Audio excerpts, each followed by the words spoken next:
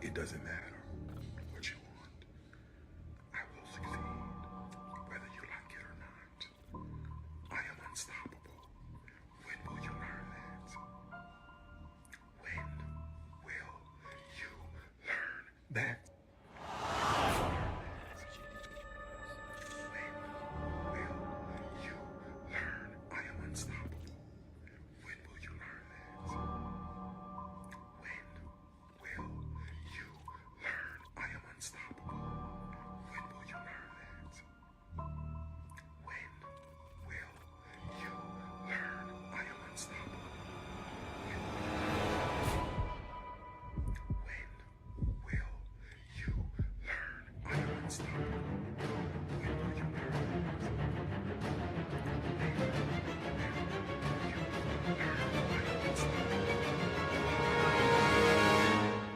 Again, Mr. Williams, I invite you to conversate with me directly.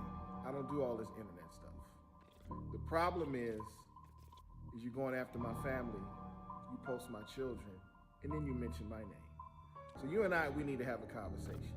And yes, this is a forever problem.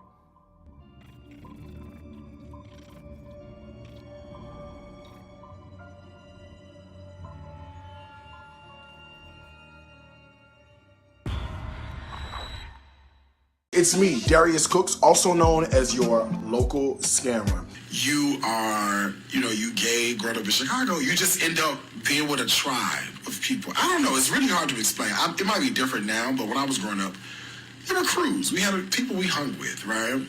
Anyway, and I hung with people like, you remember Calvin, LaVelle, those are people that I used to hang with back in the day, and you see what happened now, especially with randomness of Veil. We ain't heard hide nor have him, have we?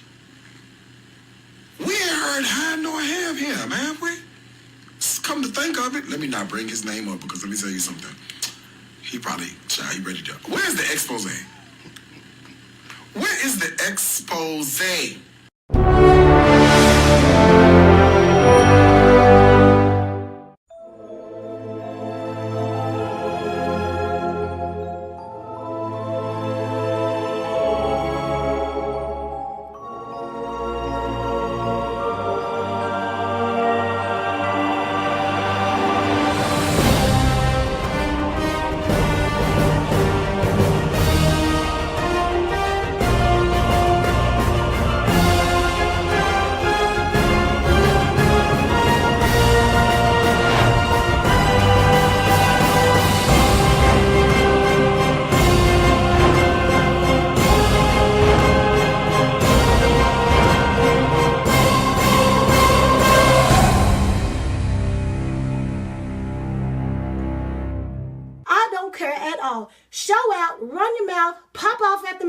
Something called an attack. When you do the attack, you got to make sure you're real rooted and grounded. Look that way. Make sure you're real rooted and grounded so they don't know what's about to go on. You just attack them. You just attack them. What did I say? I said you better do what I said to do. Did they think you're crazy? If they think you're crazy, they'll just walk away slowly like that. Yeah, I stole from the church.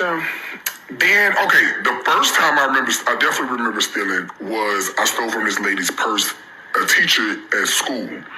I was on, did I give it back? I probably should go up there right now and give a donation. That's probably what I need to do. It was this teacher at school, and I used to go to, what school was this? It was Douglas. I guess I was in House B at Douglas. I was in House A. I forgot. But this would have been like 1990. Okay, let me see. Hold on. If I graduated 8th grade in 95, it would have been like 1993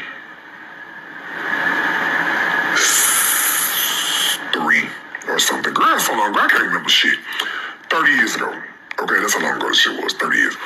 So, I thought nobody even seen me steal that money out of her purse. I took $20 out of her, and I would take the money. I used to go to I remember with that 20, I went to the corner store and I got me some oatmeal cream pies. I got some vanilla ice cream. I got some of them toasted coconut donuts. I got me some tangy cheese chip. I was fed. I was still to eat. I was fed. We was poor, right? So I remember I stole from the lady purse, and I had got caught.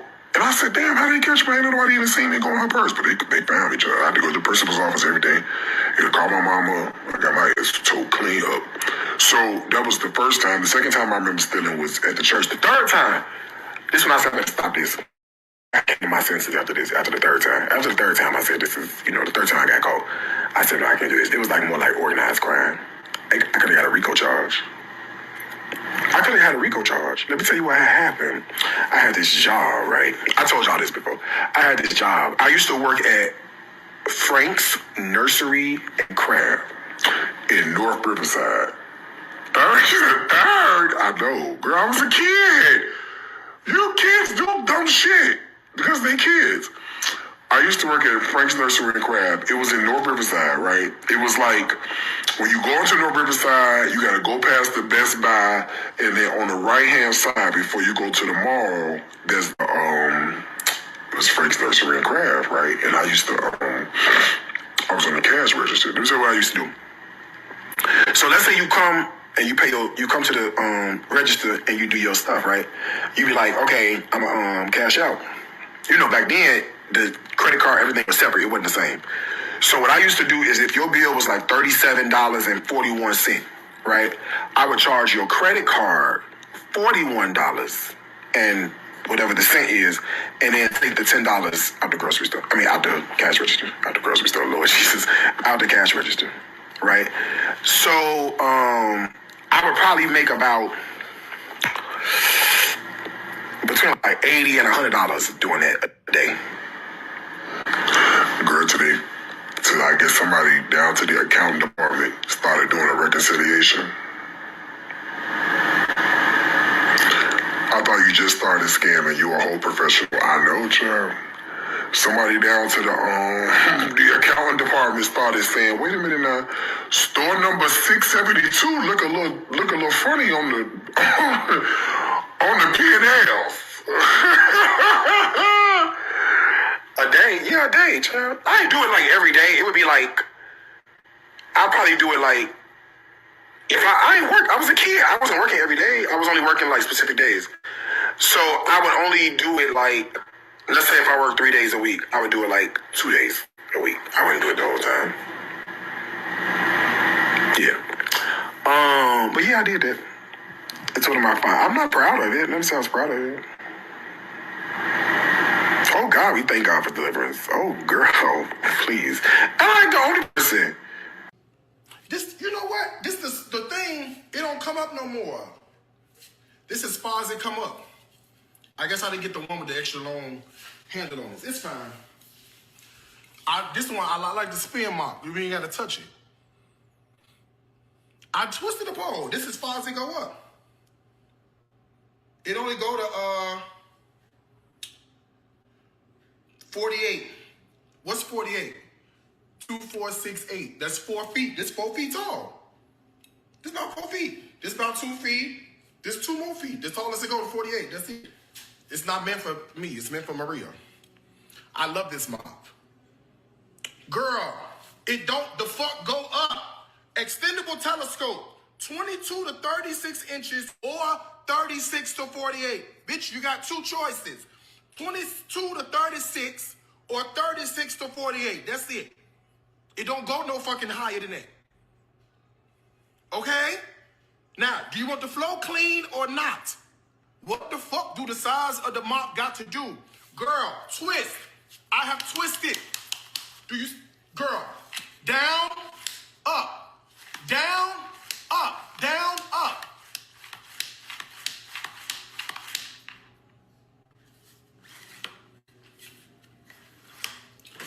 I'll talk to y'all later. Breon. She crazy as hell, but so are you. The heifer came in with a bathrobe. A bathrobe and a suitcase. A roll-on suitcase. Bitch, if you're not showing down there with Darius Crooks with a bathrobe and a roll-on suitcase, what are you doing? Okay? Do not ask me why she came in there with that bathrobe on. She was fully dressed, but don't ask me. I don't know. And she had that suitcase. She fit right at home. Anytime you show up, and that's my first time ever meeting you, and you that comfortable, bitch, you at home.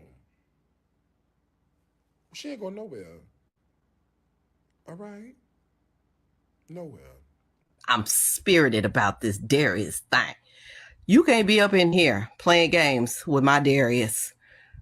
I will fight you. Okay, I'm not even a fighting person. I don't fight people. But I promise you, boy, what year is this? Back in the top of, shoot, what was it, 2014? It was the end of 2014 or the beginning of 2015 when Darius was given to me. And baby, we went through it over on Periscope. And that baby let everything be known. You know, he was opening up. And, you know, you learn his story. And you be like, you know what? Not on my watch, okay? Nobody else is going to come in here and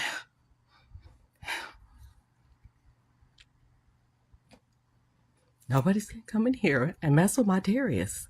Police station. Why am I not in jail? Where's the record? Where's the Okay. Y'all believe anything, child. Okay. Then that's what happened. I saw women.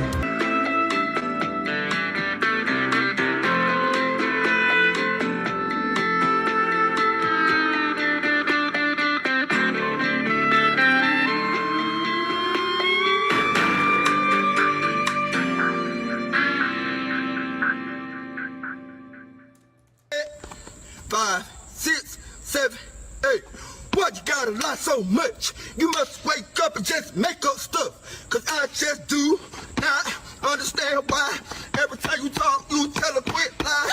You and your lies gotta go, because I'm tired of talking to Pinocchio. Then you had a nerve to look folks in the eyes, knowing that you telling them lies, you been telling them lies. I asked you about this, yeah, you lied about it. I asked you about that, yeah, you lied about it. Get them lies together, they all over the place. I bet if Jesus came back, you a lie to his face. Damn, P-O-G-Yo, I guess you wanna see how far your nose can grow. I said, P-No-G-Yo, I guess you wanna see how far your nose can grow. Now, boo!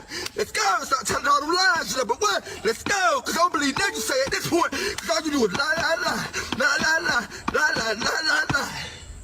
Mama! Mama! Mama! Mama!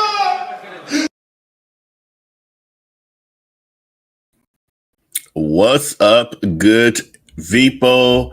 Let me know that you can hear me in the chat by typing what did I want y'all to type? Oh, the Lion King, the Lion King. I'm behind. Type the Lion King if you can hear me in the chat. Or that's it, Shay, or thank you to our Patreon executive people, because they are the reason why I am live tonight, because my brother's been tired from this week and was about to take the night off, but I talked to them earlier today. We went live on our Patreon at Patreon /IAmVellB, where at $5 and higher, you can join our executive, unfiltered, uncensored live streams multiple times a week. When I'm not on here, a lot of times I'm over there, just chilling, talking, etc. And they were like, "Vel, we bored. We need something to do tonight." Blah blah blah. And I was like, I can't leave my people hanging. I can't leave them hanging. So I tried to pull something together real quick for y'all. So that's why I'm a little discombobulated. But I think you're gonna be happy with what I was able to pull together this evening. I am working with my setup is different. I'm in a different location. If you join Patreon, you'll know all about that. So I'm trying to get used to it. I'm trying to think how I want to do this, because this ain't working as well, because I can't see y'all comments too far over. So I'm gonna move y'all here, and I'm gonna see, but then my notes too far over. I'm gonna have to work with it for now. This ain't working. It ain't working. I don't like that. Probably gonna move that over eventually. I'll figure it out. Anyway, so tonight, first of all, thank you to the, look at this. I can't even, I don't know what nothing there. Hold on. I got too many screens, y'all. Thank you to the 87% of y'all who have said that you've liked or shared this video. Please like and share this video if you haven't as of yet. It is free to you, but it is invaluable to me and the growth of my platform. Shout out to those of you who are viewing from Twitter and Facebook, which we are also simulcasting on. And yeah, we're gonna close that out. See, I ain't gonna like this setup.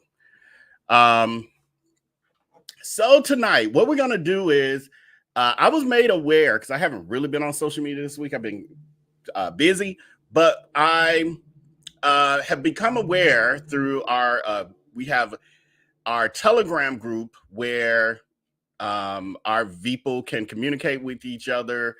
You can join it if you already have the Telegram app at IAmVellB. I'm sorry, at VellB VIP. You can scan that QR code to join our Telegram group, download it, and with that, you get notifications of when we're going live or other little tidbits I share on there, as well as you guys get to communicate with each other on various topics. And we have separate groups for various topics. And one of the groups is the Darius Crooks group. And they were keeping each other abreast and sharing what's happening on social media. And they were telling me that Darius Crooks is still being dragged on social media in regards to him putting his mouth on Auntie Tab's brand. And they're not letting go. Social media is like a pit bull, and they have pushed Darius Crooks off that pedestal, and they making sure he don't get back up there. So we're going to talk a little bit about that. We're going to watch a few clips on that. But another thing from us talking about it earlier this week that became clear to me, came to mind as I was covering the Tabitha Brown stuff and researching, it was reminding me not only that he's been shading Tabitha Brown for years, but also the fact that this is not the first time that Darius Crooks has hated on successful black women. There's actually a laundry list of them. And I was just sitting there kind of jotting down on my phone because I'm going to do more of a deep dive on it tonight. That was originally what I thought I would do later this week, but it really requires more in-depth research because I want to have all of y'all know how to do all the clips, all the receipts, all the images. But Darius Crooks has a history of hating on successful black women for well over a decade. And even in me just sitting there jotting them down, I had over 12, like in a matter of just going one after the next. Oh, yeah, and Kitchenista. Oh, yeah, Mel Ford. Oh, yeah, and Danielle Hollins. Oh, yeah, and his friend Pamela Booker and Sonny Anderson and Chef Carmen, and just the list goes on. So I have a few of them here. I'll do kind of a rapid fire overview on them towards the end of the show. But we're going to first talk about social media and what's been happening with the Tabitha Brown thing. Also, I think that Tabitha Brown has responded again to Darius Crooks because we know that Darius Crooks doubled down. Looks like Tabitha is warning Darius Crooks. Now, there have been some people who are telling him, you look here, you messing with the wrong woman. This woman's got power. This woman ain't playing. And we see what happened to, well, people are saying, y'all, you see what happened to Wendy Williams when she put her mouth on Tabitha Brown, and within months, her whole life was turned upside down. It ain't been the same since. Looks like Tabitha Brown has come out with a warning for Darius Crooks. But y'all gonna let me know. If you haven't heard already, we're gonna watch it together. And y'all gonna let me know if you think this is her giving him a warning, like I'm giving you a chance. And then we're gonna talk about, Darius Crooks is such a brilliant businessman. Let's look at what he wants Tabitha's brand to look like versus what it really looks like. I mean, hers is professional. We don't see her fighting with her customers. We don't see her explaining a bunch of issues that have occurred because she's working with a mega retailer who handles all of that. So, but I want to give a shout out to one creator, Beautifully Honest, for shouting me out. She's a YouTube creator. she shouted me out in one of her recent videos and talked about our Darius Crooks playlist and the fact that, you know, I do know a lot about Darius Crooks and have been covering it a while, and I appreciate the shout out from her. And I have been seeing a lot of other creators doing content on Darius Crooks and this Tabitha Brown thing and all of that.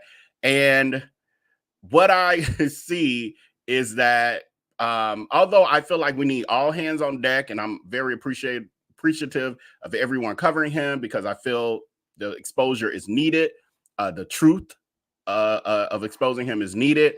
But what I see is that people don't generally, almost 100% of the time, don't have that in-depth knowledge of how all of this weaves together. It's kind of like the Diddy thing, where now people are doing the deep dives and they're going back in history and they're connecting the pieces of the puzzle. Well, we've been connecting the pieces of the puzzle with Darius Crooks since I started talking about him, and we just continue to connect the pieces as we go.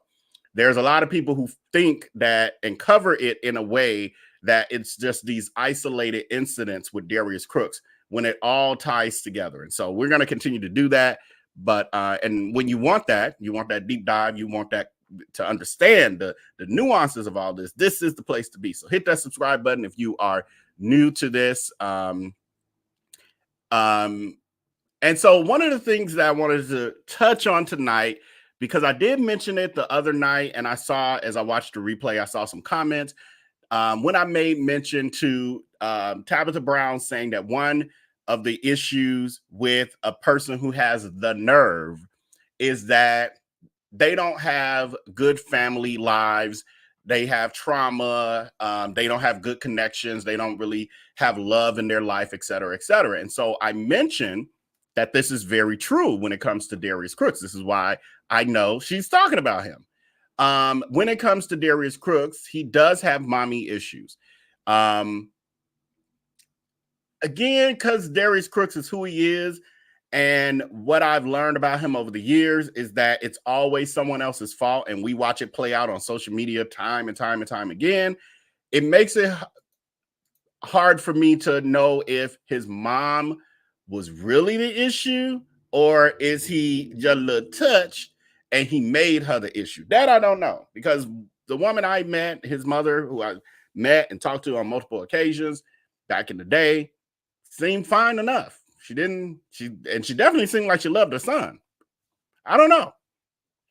But Darius Crooks' issues with women, and Black women specifically, definitely stem from his lack of a relationship with his mom, feeling like she always chose men over him. And all of that has slowly snowballed to what we see now, where Darius Crooks, for some reason, looks down upon Black women. Now, will he embrace Black women or appear to embrace Black women?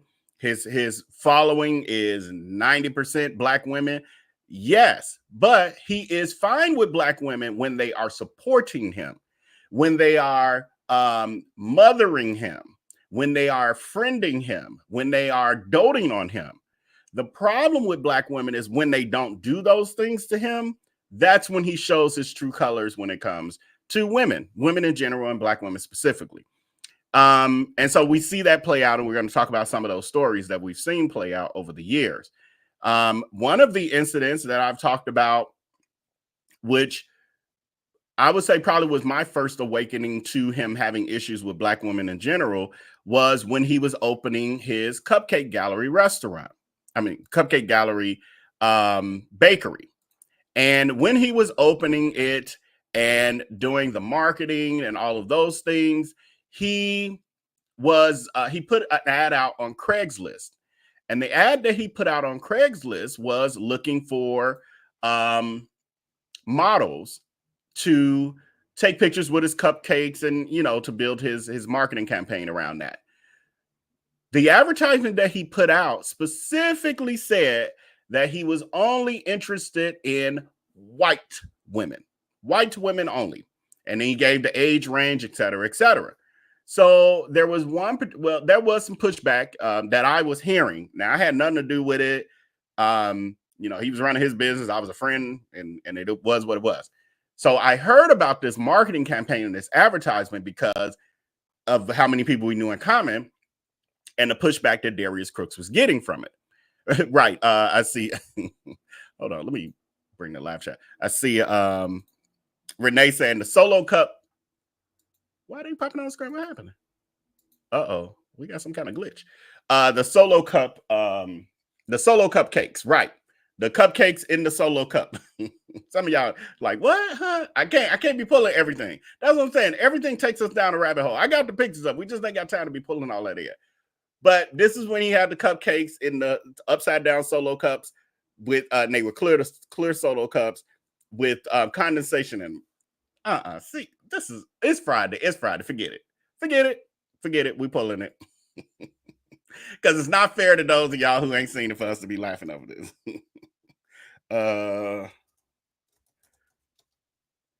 I'm pretty sure I got it where we could pull it fairly quickly. It is right here. Look at God. I love my new system. Oh, I love this system. Don't y'all love it?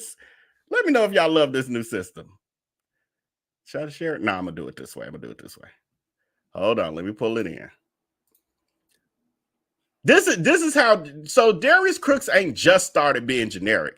He's been generic since day one. Now you would think, okay, he was starting out. Was that the late 90s?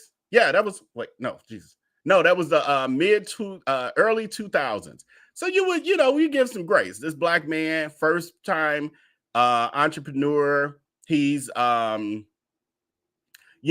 a business, etc. He's learning his way. You give him a little grace. He comes up with something, his packaging is horrible and cheap and cheesy. I'm trying to see if it's actually going to come in because I got too many images in this thing that I got to clear up.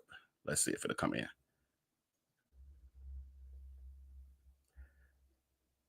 So you give some grace for stuff like this. This is the solo cupcake that Renee is referring to because we did this story a long time ago. Look at our playlist. I'm going to organize the playlist a lot better where it's based on categories and not just all the videos we've ever done on Darius Crooks. But this was how he was packaging his cupcakes. So if you bought one cupcake, you got it in a solo cup like this with condensation. God forbid it takes you a couple hours to get to it. Do you know it's going to start molding? That condensation turns into mold. Anyway, that was what Darius Crooks was doing back then. And so he was doing the advertising for the cupcake.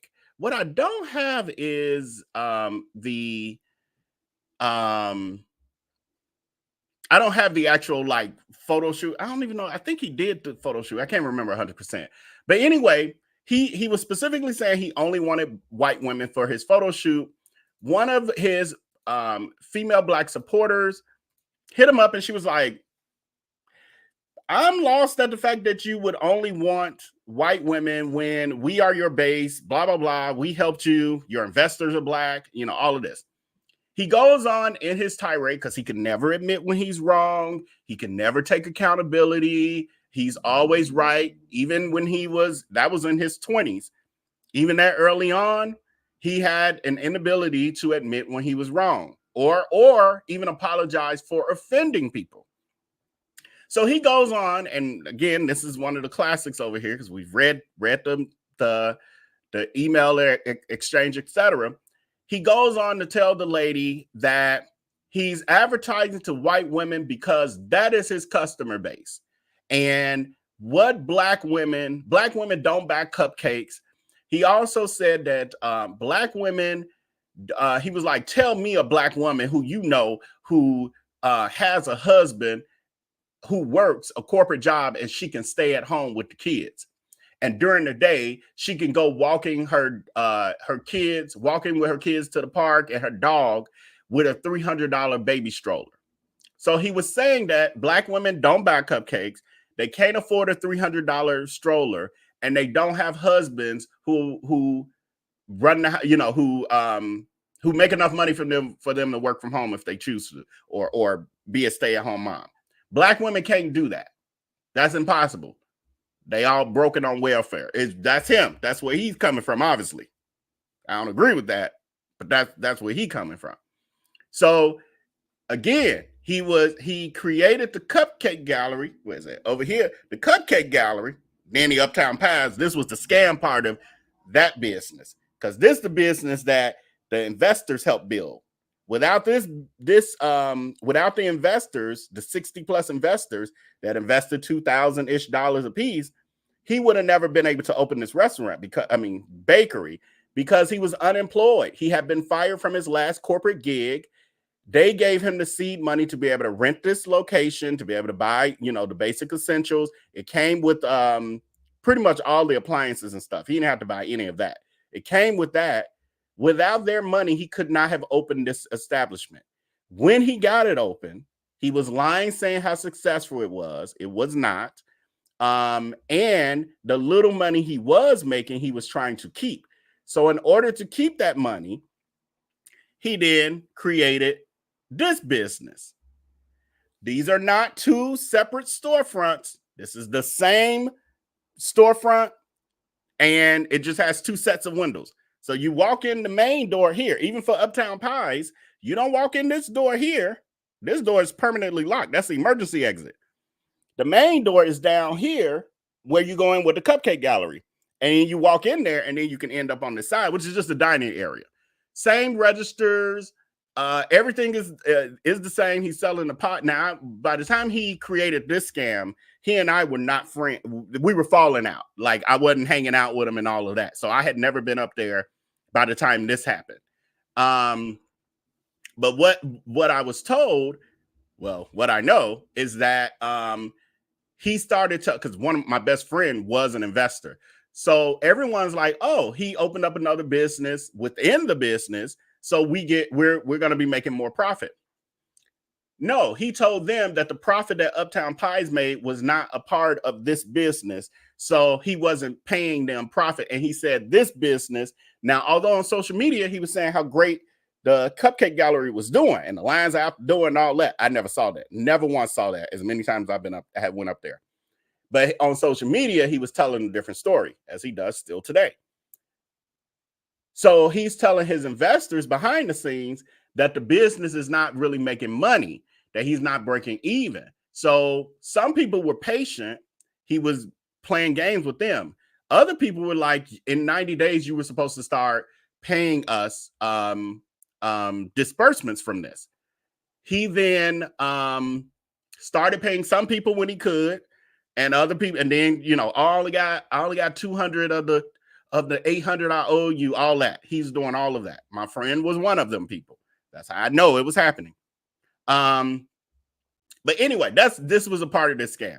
So come to find out, as much as he disregarded Black women, those white women that he was placating to in this uptown community, uptown neighborhood in Chicago, was strolling right on past both these places and going wherever else they were going with their $300 baby stroller. As we know this to this day, he does not have a white following. He is not a Paula Deen or Rachel Ray kind of audience. That's what he wanted. That ain't what he got. So I don't even know. Where was I going with that? oh, Darius Crooks and the whole issues with Black women and how long ago that it started with him disregarding Black women. Now, what he learned over time is that Black women are very, very, very loyal to a fight, to a fault. Black women are loyal to a fault many times. And so he realized that and started to capitalize off that. So all of a sudden, he don't care about allegedly Black women not being able to afford baby strollers, $300 baby strollers. And so he started to embrace his predominantly Black female audience, at least at face value, which is what we see today. Poll question going out. Have you heard the controversy about surrounding Darius Crooks calling Tabitha Brown a fool? Have you heard about the controversy? And then while you answer that, we're gonna play. I didn't play this clip the last time, and this is courtesy of, if I'm not mistaken, hold on, it's gonna come on the screen. Blasting Darius Crooks, I think is the name of it, on TikTok. They do a great job of archiving a lot of the shenanigans. Goddamn way in hell I would have ever signed my name. I don't give a shit how popular I was. I would have never signed my name to Target. I don't care if Target giving her $10 million. DARUIS must still be bitter about earlier this year when he was begging Hennessy for a sponsorship for his event and they clowned him on Twitter. She could have started her. I forgot all about this part. So for someone who claims that they do not want to partner with major brands, I don't care how much money they giving. That could have been $50 million. I wouldn't do it. Like he preaching a sermon, like he's so much greater than any collaboration of a brand. However, for those of us who know better, we know that Darius Crooks has not only Hennessy, where he created a whole Three Kings tour idea based around being able to partner with Hennessy, who did not ask him, but he's so delusional. He thought, if I create this event, put Hennessy in everything, and show it and have my people talk about it on social media, Hennessy gonna come knocking on the door and they're gonna want to sponsor the whole tour. They laughed at him. Hennessy literally laughed at him online. Then happy birthday, Fifi. I'm noticing in the chat. I miss a lot of stuff, but I'm happy to see KG saying happy birthday. Why is this acting like this? But happy birthday, Fifi, and anyone. Oh, and happy belated birthday to one of my moderators, Alice, blessed child of God, who is busy celebrating her birthday. Happy belated birthday. Happy birthday to all of our October birthday people. So with him claiming that she's a fool for partnering with Target, who wanted to partner with her for way more money than Darius Crooks has ever made on any brand deal. He's calling her a fool, but he wanted to partner with Hennessy earlier this year. Last year, he wanted to partner with, it was it even early? I think even early this year also, he was talking about Popeyes because they sent him some brand ambassador kit. They probably didn't know who the hell he was. They knew he had a lot of followers. They sent him something. Then Arby's last year. Was that last year, y'all? Arby's. He's acting like he made this. That was the most delusional one that I've seen in a while from him. Arby's sells the fish sandwich every year during Lent. Last year, I think that was last year or the year before. But during Lent, Darius Crooks goes to get an Arby's fish sandwich.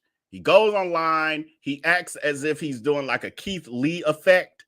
And their fish sandwiches are selling out.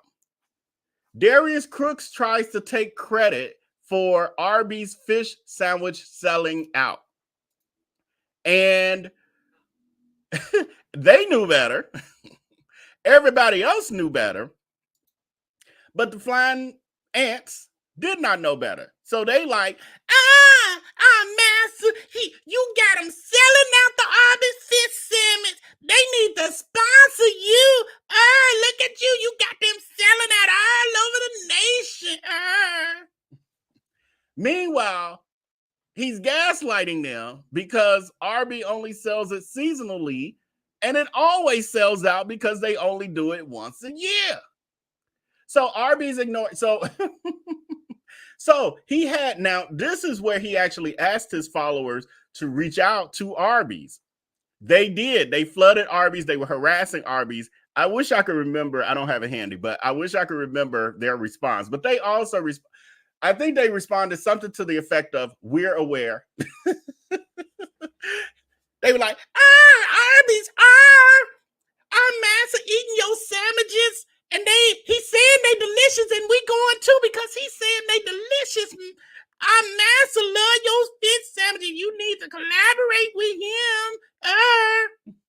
And then they responded on Twitter, "We're aware." That was at least a year or two ago. How long? I see CJ. Hey, CJ. Was that a year or two ago? What year was that? The Arby's thing. CJ's. I'm sorry. My setup is so all over the place. It's hard for me to remember what stuff at. She said that's exactly what they said. This is just hilarious. This is how we go down. It was last year. Okay, thanks, Say Center. Say Center said it was last year. Thanks. They getting all these flying ants. Master Crooks is acknowledging you. Acknowledge him back. And then Arby's is like, we're aware. And that was it. So my whole point in this is Tabitha Brown, in his words, is a fool for collaborating with Target. However, he used to have brand deals. He was in a Walmart commercial. He's been at Macy's doing cooking demonstrations. This was early on. This was before people knew who he really was. What it sounds like is she had the path that you were on, but you fucked it up and she didn't. But now she a fool for following through with these opportunities that you don't even get offered. What? That's the gaslighting of Crooks. Let's continue with this. Own company. She could have sold her own product. $56 million out the gate.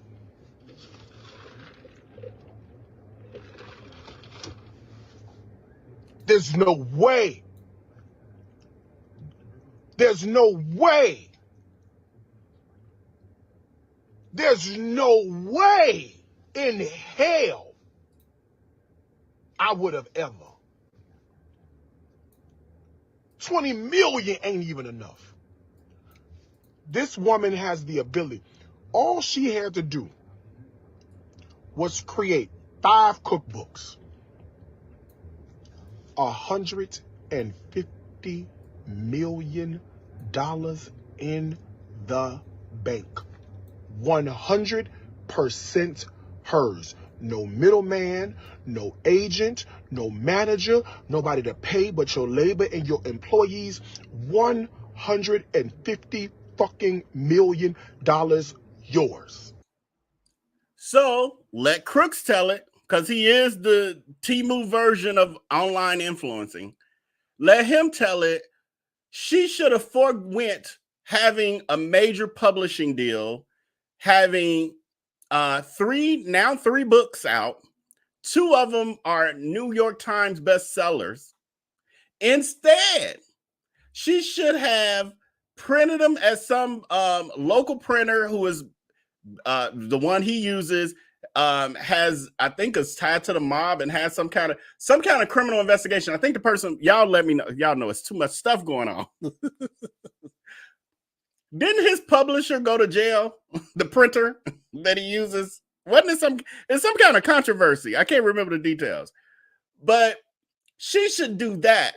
Have them shipped to her house, have them put in her garage, package them, have them sit outside for UPS or a TaskRabbit driver to come get him in his pickup truck, have them get soggy and wet in the rain, send them off, have people complaining about the delivery, saying they never got them, versus have a cold ghostwriter, which she says who helps her write her books, instead of just having someone help her write a book. Have the publisher take care of all the distribution, all the other nuances, the marketing costs, the getting her on national television shows, which actually only expands her brand.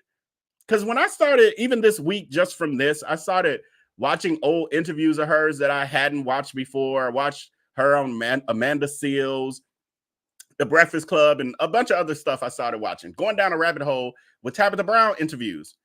She's advertising. She's become a household name. And she has something to talk about. I have my book. I was watching one yesterday. She was talking about her. She's now going to come out with a line of purses. She has clothing. She got food. She got books. She got home goods. She got cookware. She is a lifestyle brand. And she the fool? She's a household name. She's an actress. She's talking about she's about to go film a movie. But she the fool. Okay. Okay. Let's continue with this fool.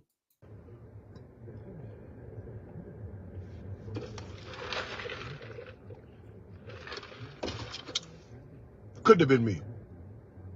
Ain't no way in hell that could have been me. Ain't no way in hell.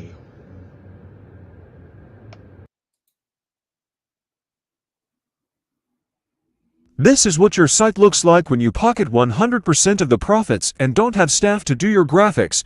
Does this look like a multi-million-dollar business?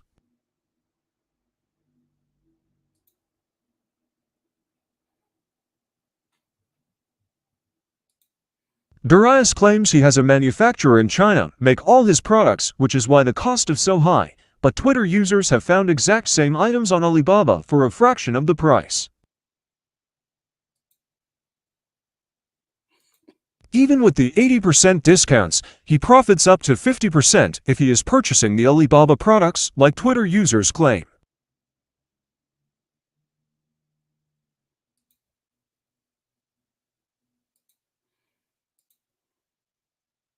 His product designs are soulless and boring. Let's look at Tabitha's products.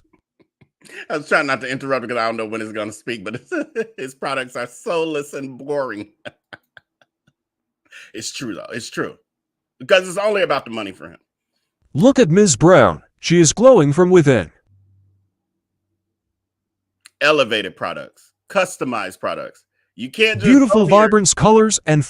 You can't just go to Alibaba and order her stuff and put a stamp on it and yours look like her brand. That ain't how that works. Fun designs show her personality. And notice the affordable prices. She profits without ripping her people off. Another good point. She's a multi-millionaire building generational wealth, and she doesn't have to charge $100 for her popcorn per bag. If Darius Crooks was selling the same popcorn, what is it? Is that saying $2.99? If Darius Crooks was selling that same bag of popcorn, I guarantee you he would be charging $10 to $15 per bag. Because he would charge based on what he thinks he could get from his fans. From the flying ants, he would be charging based on that. Not based on, oh, I want it to be profitable for the business, of course, but also reasonable for my followers because I care about them and da-da-da. That ain't how he operates. He gonna gouge them. I'm gonna be rich. What's that? Mr. Burns from The Simpsons? I'm going to get rich from popcorn. That's Crooks. That's how he is. It's only about the money. Now a quick word from the lady herself. So listen real quick. I was talking to... We'll come back to this because I got another segment where we're going to talk about that. Poll question we're closing out is, have you heard the drama surrounding Darius Crooks calling Tabitha Brown a fool? 88% of you have. 12%, where y'all been? Y'all been on vacation? Y'all been out the country? Y'all been to Bali? Y'all been to Bali? Going to Darius Crooks restaurant? That ain't built yet. Y'all been over there? Waiting on it to open.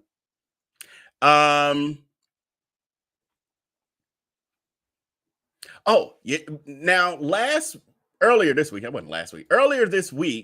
I read the Black Enterprise article, and they had that quiz in it. And I told the trivia of Darius Crooks again, and this was different one, I think. And I told y'all to remind me. And when did I watch the replay? I can't even remember if I watched, but I didn't notice nobody reminded me not to forget to go over the poll. I told you I wanted to come back to it, and it bothered me. I was like, I forgot to do the poll. So I made sure to add it in my notes here so I didn't forget. We are going to, I don't know how many questions this might be. It might just be the one question, but I want us to do the poll. As I coined it, the petty poll. The Black Enterprise petty poll. So let's take it together. Give me your answers in the chat. You can abbreviate or whatever. So the first, and I don't know how many. I think the last time we did this, it was like 6 or 7 questions. This may or may not be about the same. We'll see. Poll question from Black Enterprise, the petty poll about Darius Crooks. They said, what is Chef Darius Crooks criticizing Tabitha Brown's partnership with Target? What is Chef Darius Crooks criticizing about Tabitha Brown's partnership with Target? Okay, that makes sense when I read it. The quality of her products, the pricing of her products. He got an issue with that too. He probably feel like she should be gouging people more. The placement of her products in the store, or the marketing strategy.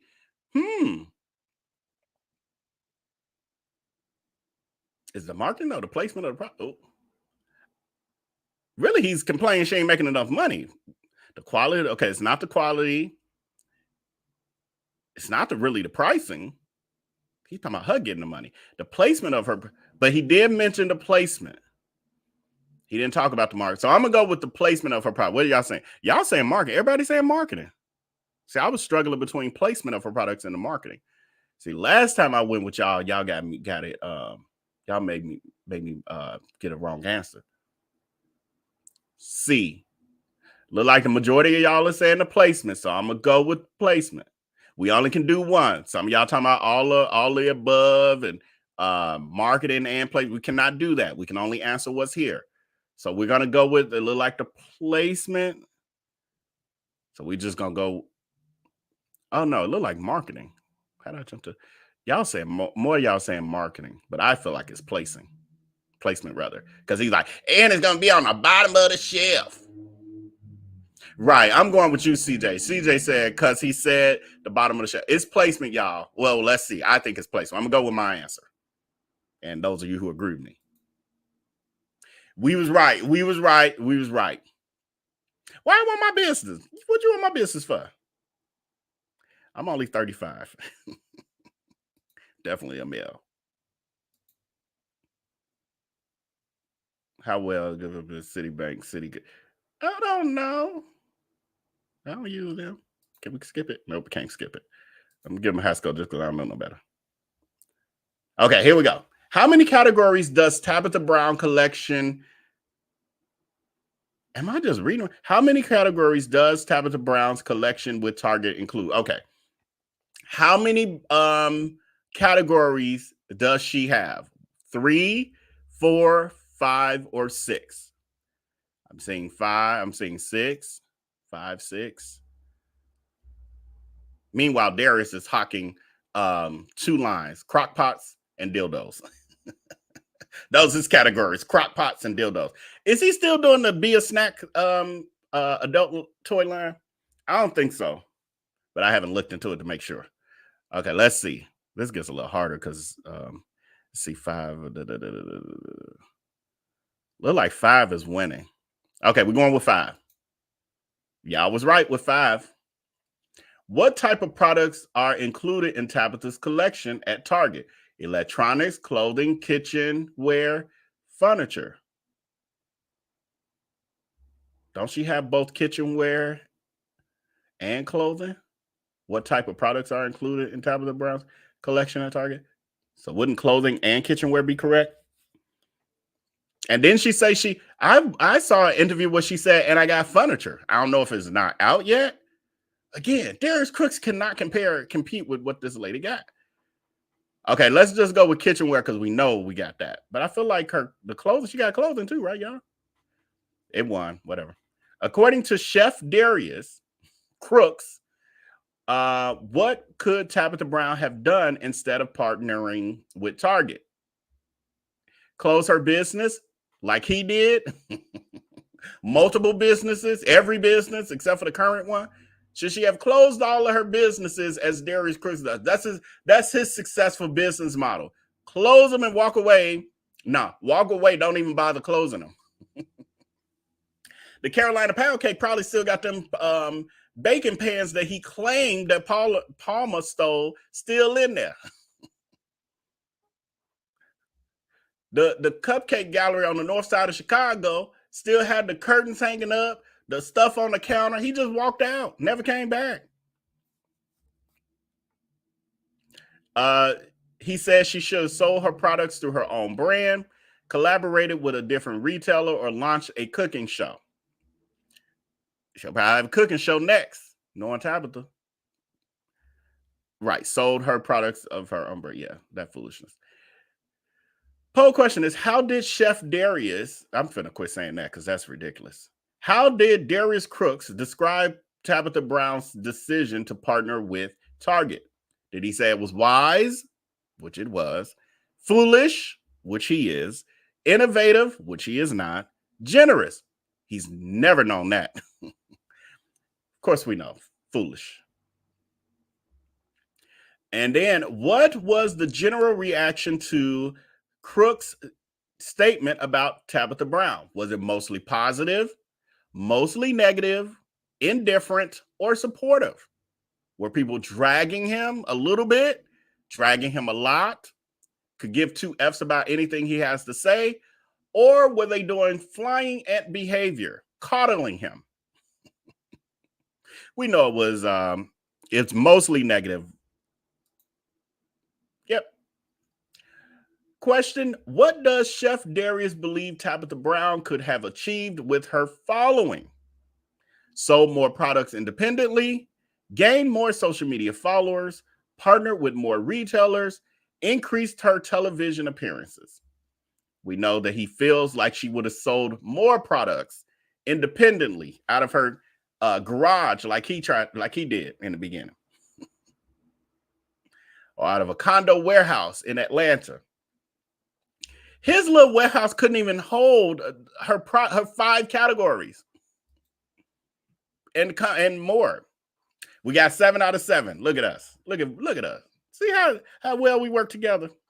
We ain't nothing like them flying ants.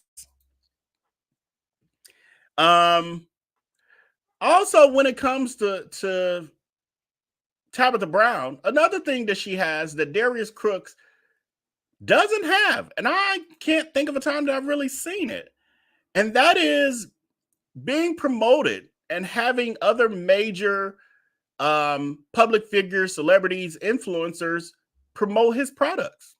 Target that I perused had a bunch of Tabitha Brown products. I got them. Let's try them and rate them 1 through 10. Auntie Tab is a huge inspiration for me, like I know she is for a lot of people. She just followed me. That's fire. I never thought Auntie Tab would follow me. I ain't gonna lie, that was a little flex.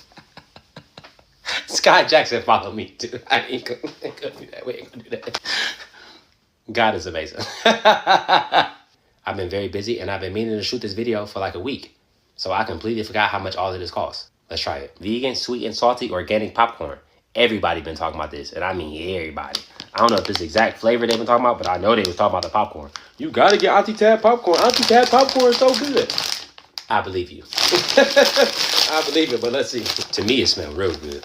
I'm not a huge fan of popcorn, so I'm only gonna get 2 at a time.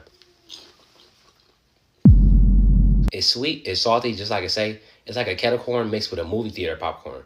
That's the kind of butter or whatever. That ain't butter, it's vegan. They got vegan butter. I don't know, but this is delicious. They got vegan butter. This popcorn is really good to me. 9 out of 10. That's high. That's real high, especially for popcorn. Vegan, cranberry, and granola trail mix. According to the label, this contains granola, peanuts, dried sweetened cherries, pepitas, and pecans. I eat pretty healthy off camera, but personally when I eat like granola or like trail mix, I like to be very simple on ingredients. I think we get the point. I've watched it before. I'm like, I guess we get the point. But the point of it all is, whereas Tabitha Brown has Keith Lee, who has a huge social media following himself, promoting her products, Darius Crooks has never once had a celebrity saying, I have this skillet with no lid, and it is amazing. I just use another skillet on top of it as a lid. Darius Crooks has the best products ever. You don't hear none of that. Not a nan time, not a once. You got Tabitha Brown with 5 categories and counting of building her empire, whereas Darius Crooks is building his scampire currently with Alibaba Cookware, formerly Be a Snack Adult Toys. I think that's gone. Yeah, right, y'all? I think it's gone. So you know how when he failed with stuff, he just kind of stopped talking about it. He don't like officially close it out, like the Carolina Pound Cake Company. Just kind of stopped talking about it. And then the Bali scam, which, you know, allegedly was going to be the first soul food restaurant in Bali. That's no longer the case because there's Gertrude's that has been open now for about 3 weeks. But also her presence had been in Bali even longer. And she is now operating. Also, he said he was the first hip hop. He was bringing hip hop to Bali. Well, there's also a hip hop restaurant already in Bali dedicated to Nipsey Russell, not Nipsey, Nipsey, the rapper, and Snoop Dogg and Tupac and all of that. So again, this is based on his lack of researching, his lack of his dependency on learning culture from one Indonesian man, that being Tommy. He thinks that because whatever Tommy says is Tommy is all knowing, and whatever Tommy says goes. If Tommy says it or thinks it, that is thank you, Saint Santa, Nipsey Hussle. Whatever Tommy said, that's all encompassing of Bali. Tommy had no idea that there was a black woman already in Bali when Darius Crooks came down his little vacation, and he like, how would y'all feel about having some soul food? Y'all ever heard of cornbread? What about mac and cheese? What about fried chicken? Do you think that would do well here? And Tommy's like, yes, sir. Ooh, it'd be great. Man, this would be fire. Ooh, and I can help you.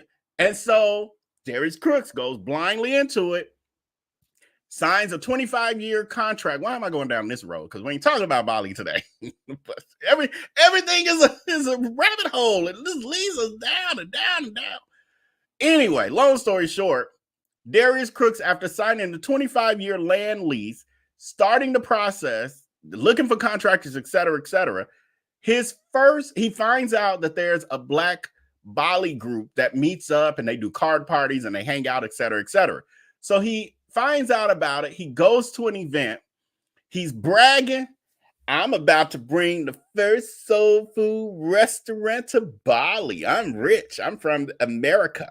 And these are other black people from America. And they like, yeah, we just had a soul food tasting with Gertrude's 2 weeks ago.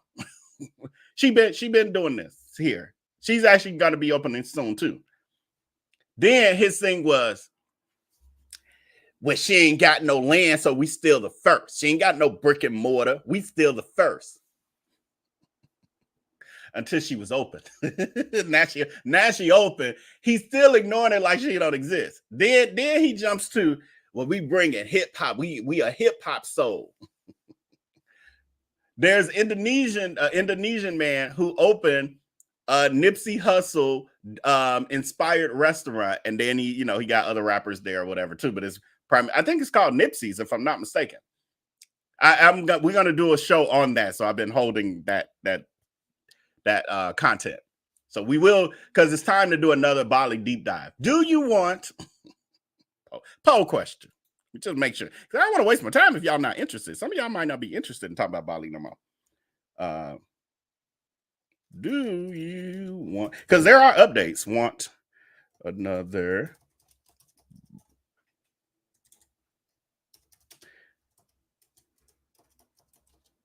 deep dive? I'm trying to type. My mic is blocking the keyboard. If y'all wonder, like, what are you doing? This is in the way. I can't see the keyboard. Yeah. Do you want another Bali update deep dive? Because there's so much more, but I was just doing a quick little overview. And he's supposed to be going there in January, I think, right? Y'all, January 1st. Yeah, something. So this will be interesting. It's gonna be interesting. He think we ain't gonna have nothing else to talk about, but I'm like, this is perfect. I'm loving it. I'm looking forward to it. Because it's gonna be some BS.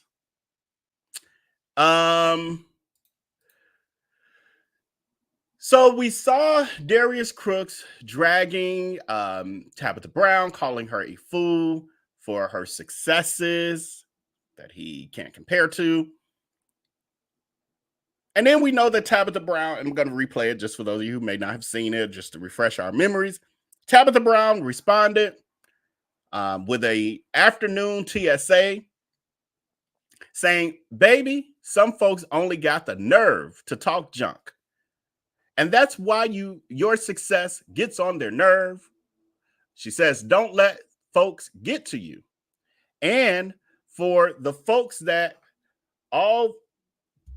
do all the cutting up, imagine if you had the nerve to heal, to love, to befriend, to spread joy, to pursue your passion, to be positive, to just be intentionally good. Wow, what a beautiful life you would have. I pray for you because even you are worthy. I had never read the caption to her, the nerve TSA, but let's listen to the version we've heard, the video version. Y'all all right? So listen real quick. I was talking to a good friend today, and he was sharing with me how something that somebody did upset him.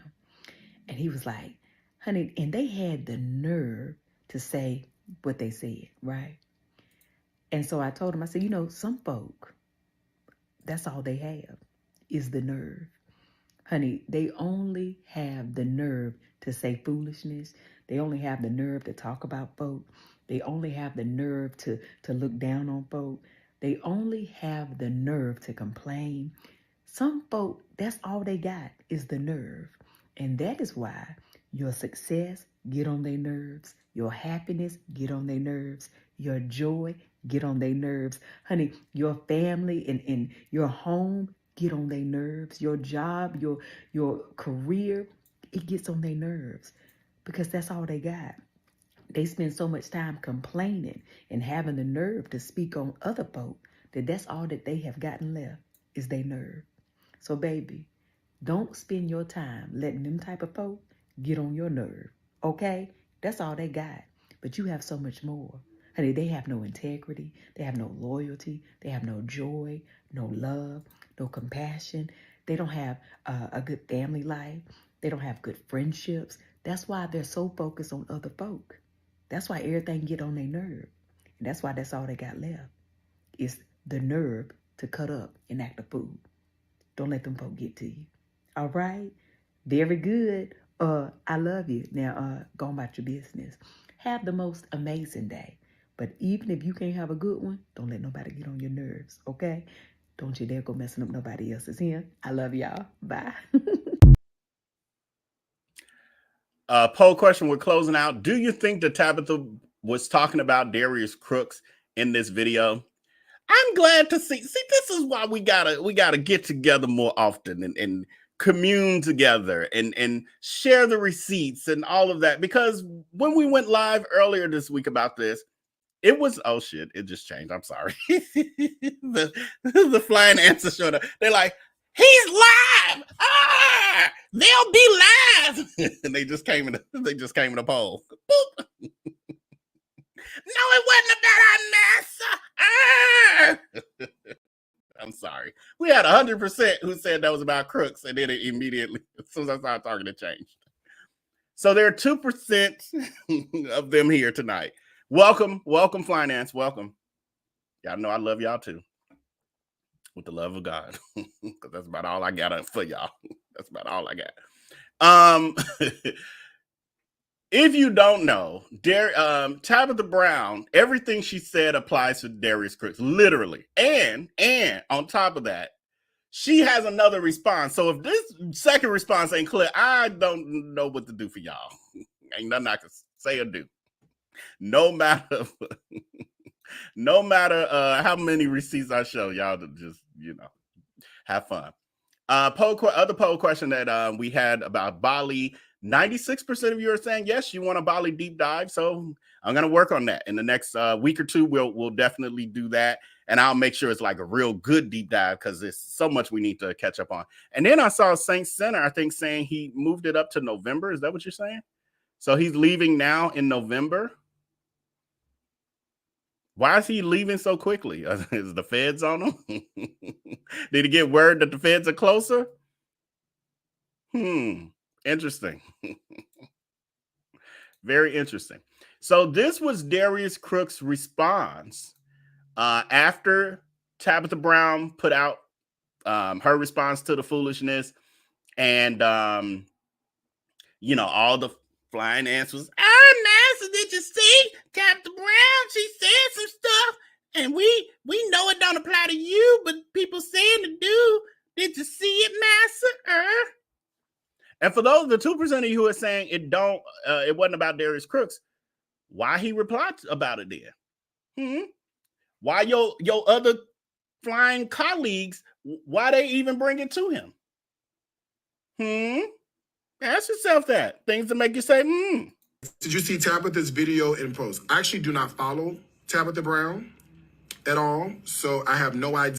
Now, again, this was the first time he told her the partial lie. He don't follow her no more. He stopped following her years ago over the Kev on Stage thing because he had scammed Danny Rose, stole her business, traumatized her, waited until her father was sick and stole the business from her, and then tried to defame her name and turn his followers against her. He successfully got some of the flying ants, and we've been with him since Periscope, and we saw her when she was shot and crying, Some of them still, they bought into the narrative that he put out there, et cetera, et cetera. So that is why Tabitha Brown stopped following him when she found out about all that. Today, he recreates the narrative to he stopped following her because she friends with them. Meanwhile, he was a huge fan of hers, copying her style, her sayings and everything else. But now I don't follow Tabitha Brown, know nothing about her. Why you talk about it though? And if he insists, now somebody, I forgot where I saw it, might have been on our Telegram group. Somebody was saying that they looked at the video where he claims that somebody asked him about Tabitha Brown's deal, and there's no one who ever asked him about her deal. Now, I haven't seen that myself to verify that, but that's what's being put out there now, is that's his claim. Is the only reason I talked about it because people asked me about it. I don't know if that's true or not, but even if it's true that somebody asked him about it, what I know about Darius Crooks, what many of us know about him, is he's only going to talk about what he wants. He curates his live streams. So even if somebody because you got to keep in mind, these aren't people talking to him. They're not video chatting. These are people in the comments. Just like now, there's hundreds of comments, thousands really, of comments I got here. I can pick and choose what I answer to, what I see. And so he decided to respond to it. If somebody comments something here about somebody I don't want to talk about, or I ain't got no relationship with, who that has happened before. Everybody don't know who I'm cool with and who I'm not cool with. I ignore it. I don't respond to it.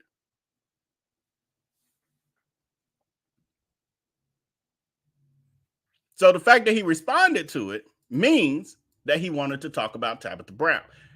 If somebody even asked, but what is being stated is nobody ever brought her up. He brought her up. Darius, did you see Tabitha's video in post? I actually do not follow Tabitha Brown at all, so I have no idea what she has said in response. I don't take back anything I said about Tabitha Brown.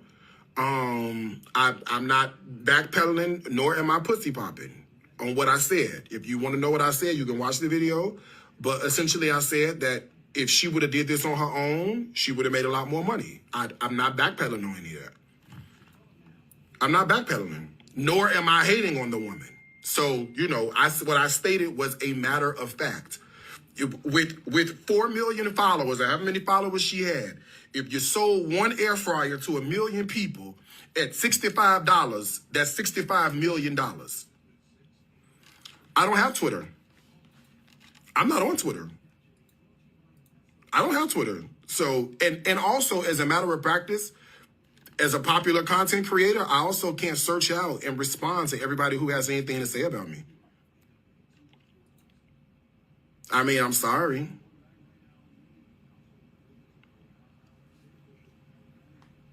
I called her a fool? Or did I say what she did was foolish? And then how did I say it? Was I saying it like, you know, in my joking way? Like, what was I saying?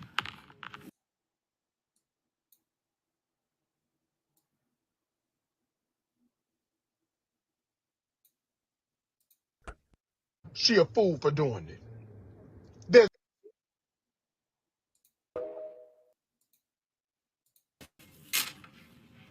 You were being dragged on it. Was I saying it like, I called her a fool? Or did I say what she did was foolish? goddamn way. I wish I had this cued better. Partnership. She a fool for doing it. There's And then how did I say it? Was I saying it like, you know, in my joking way? Like, what was I saying? damn way. Tabitha Brown from outside the club. He claims she's a fool for the Target partnership. She a fool for doing it. There's no goddamn way in hell I would have ever signed my name. I don't give a shit how popular I was. You were Is that a joke? I don't get you a fool. I don't get no goddamn out there no fucking way. That's a joke. That's how you joke. It ain't how you joke. I've known you in real life. I've known you too long. That ain't how you joke. Gaslighting. It's ridiculous. Oh, let's finish this bull. dragged on Twitter very bad. I'm not being dragged nowhere. You can only be dragged where you accept. I'm not on Twitter. My day goes on just fine. See, this is the thing. If you don't consume it, it don't affect you. And I haven't consumed it. So my life is going on just fine. If you do not consume it, guess what it can't do? Affect you. And guess what I don't do? Consume it.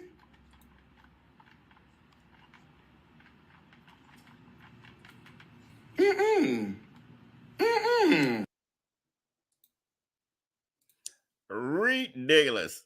Thank you, KG, for your channel membership. Okay, he recently said November 1st for Bali. I got to look into that. Why is he moving the date? I'm so curious about all this. You might have said it in the chat already. He always has no idea what such and such said. Crooks, if you don't stop with the right. He can never remember. Yeah. Very selective. There's a post where he said, if you can give one time where he talked about his money, he will give them $1,000. I mean, I don't get it. But they know he talks about money every single day, every day. And the level of gaslighting to say, I never talk about money. And if I did, I'll give you $1,000 if you can prove it. What? Give me my $1,000 because I got a lot of clips. I have a whole category of files saved called bragging. I can forward you that zip file if you want it, Crooks. Get my $1,000. It's your lying ass. Gina is saying, so they are not flying monkeys anymore. What happened? No, they're flying monkeys. They are truly flying monkeys. And feel free to keep using the word. Feel free to please put your flying monkey emojis in the chat. That still exists.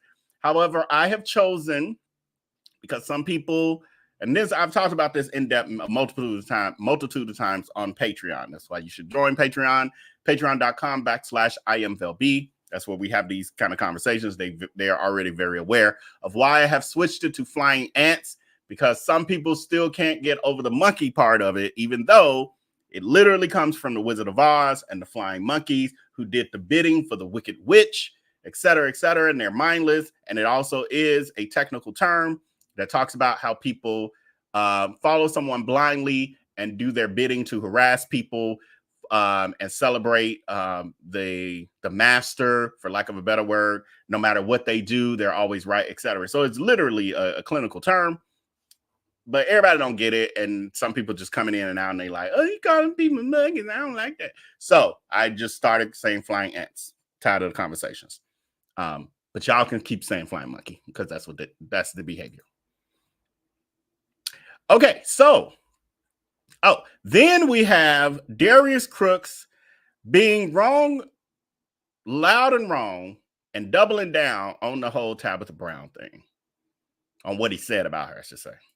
Now tell me what I said that was wrong, or what I said that's hating on Tabitha Brown, or tell me what I said that was a negative about Tabitha Brown. Please, so I can apologize. Please, tell me what I said that was negative about Tabitha Brown, so I can fully 100% apologize about what I said that was so terribly wrong.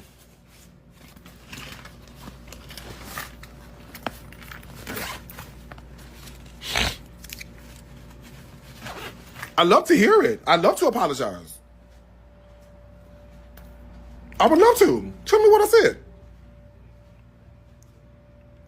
You know what you said. You were in her business unprovoked, but the minute someone tells you you're wrong, you throw a tantrum. How am I her business? I don't follow her. How am I her business? I don't follow the woman. Go look at who I follow. I don't follow Tabitha Brown. How am I in her business when I don't follow her, baby? She's a public figure. I think y'all get that mixed up. You can't tell somebody who's a public figure and they post content for the social public to consume that it's okay to discuss things only when you want them to discuss it. It's social media, which means that anytime you hit post, we can talk about it. Anytime you hit post, we can certainly discuss it with no problem. There shouldn't be any problem with us being able to discuss anything on social media. Is it on social media? Can we discuss it? That's what we did. You're not gonna tell me only talk about stuff when it benefits you. You're not gonna tell me only talk about stuff when it covers a specific topic. It's on social media, which means we can do it anytime we want to.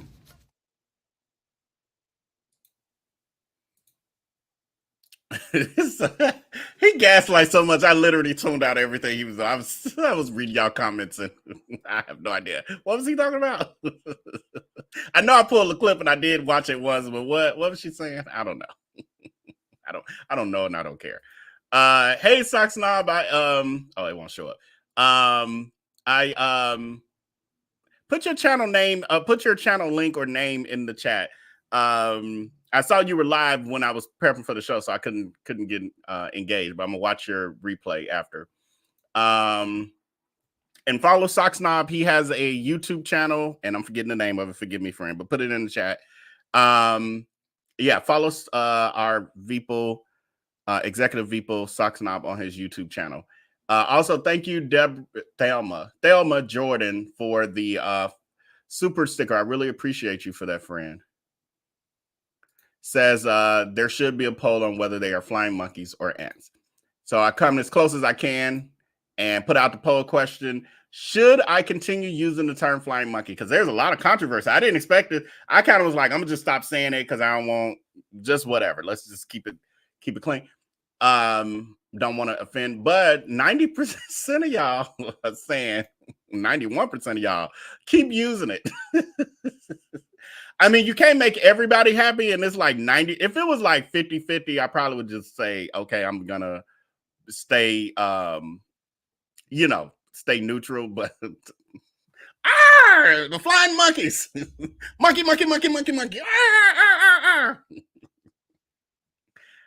See, unlike Darius Crooks, though, I am a human who is, I can empathize with people. I have an ability to look within myself to say, hey, maybe it's offensive. I get it. It's not to me. I understand what it means and blah, blah, blah. But if there's people that it's harmful to, or the majority, because I can't satisfy everybody. It's impossible. But if it's offensive to the majority, then I'm like, okay, well, even if I'm cool with it, I will adjust, because my goal is not to offend and hurt people. However, if it's 91% of y'all who like, Vel, you don't keep saying monkey, flying monkey, there we go. So flying monkey it is. I might say flying ant, because I like both, honestly. I do like flying. I like flying ant. So I don't, because flying ants are like very scary and irritating, and it's kind of like, how you go from crawling and then they're brainless and mindless, and they go in, they operate in herds, and they just mindlessly do their bidding and their work. So I do, that's the reason why I kind of jumped to ants. Okay, so back to the leader of the flying ants and monkeys, Darius Crooks being loud and wrong, and people's response to it. We watched this clip the other day, but we have another one to follow up, and I feel like this was good. Darius Crooks' claim is that Tabitha Brown is a fool because she could have made $3 billion kajillion and been richer than the richest woman in the world. Literally, if she had just done this partnership had she not done the partnership and sold all these products herself. But then we got this is the thing about the internet. There are flying monkeys, but there are also very intelligent people who think critically and independently. And here's one of those people who breaks down why Darius Crooks is loud and wrong. $1 million in the bank. 100% hers. So I want to talk about Darius Crooks' feedback to Tabitha Brown and why a lot of his advice is actually toxic to Black business owners. There is a lot of cost associated with launching a large-scale product-based brand, and there's a lot of important expertise associated with properly running that kind of company. You have to develop the product, partner with manufacturers, design and produce the product packaging, source supplies and ingredients, manage those vendors, work with sales and distribution brokers to get your product into stores. That's if you don't plan on developing your own brick-and-mortar locations, or manage your e-commerce sales channel, plus shipping and handling. Not to mention the marketing and advertising costs associated with generating the kind of visibility and brand equity that a company like Target has. The resource investment that it would have cost Tabitha Brown to launch her own product line across categories like grocery, home decor, kitchenwares, and gifts, all categories that she has a presence in Target, by the way. It would likely not have left her with $150 million in the bank. 100% hers. And then we had another TikToker, because again, it's Darius Crooks math, because Darius Crooks does not run legitimate businesses. A lot of the flying monkeys don't see it yet, because they ain't quite that sharp. But Darius Crooks does not ever consider overhead when he talks about businesses. Why? Because his goal is everybody's goal is to minimize overhead if you're, a legitimate business person. But Darius Crooks tries to not minimize it, but eliminate it. That's why he does everything himself. That's why he cuts as many corners as possible. That's why he doesn't have real staff. Supposedly he has a multi-million-dollar company. Now he'll lie and say he has staff, but all he really has is contractual 1099 workers and vendors. He don't have an assistant. He don't have a warehouse. Now he has Tammy at the warehouse.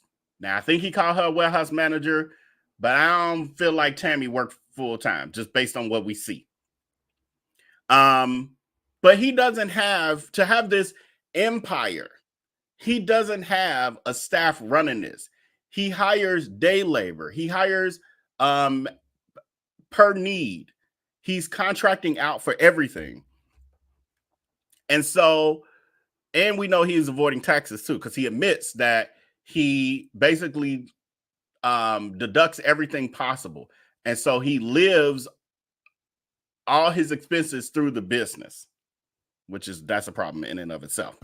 But anyway, here's another TikToker who explains from a legitimate business perspective why Darius Crooks' theory of how much Tabitha Brown would have been a trillion-aire, because again, he making up stuff. So I'm gonna make up the words. Trillion-aire. She explains it, and I think she breaks it down really in a very layman's terms.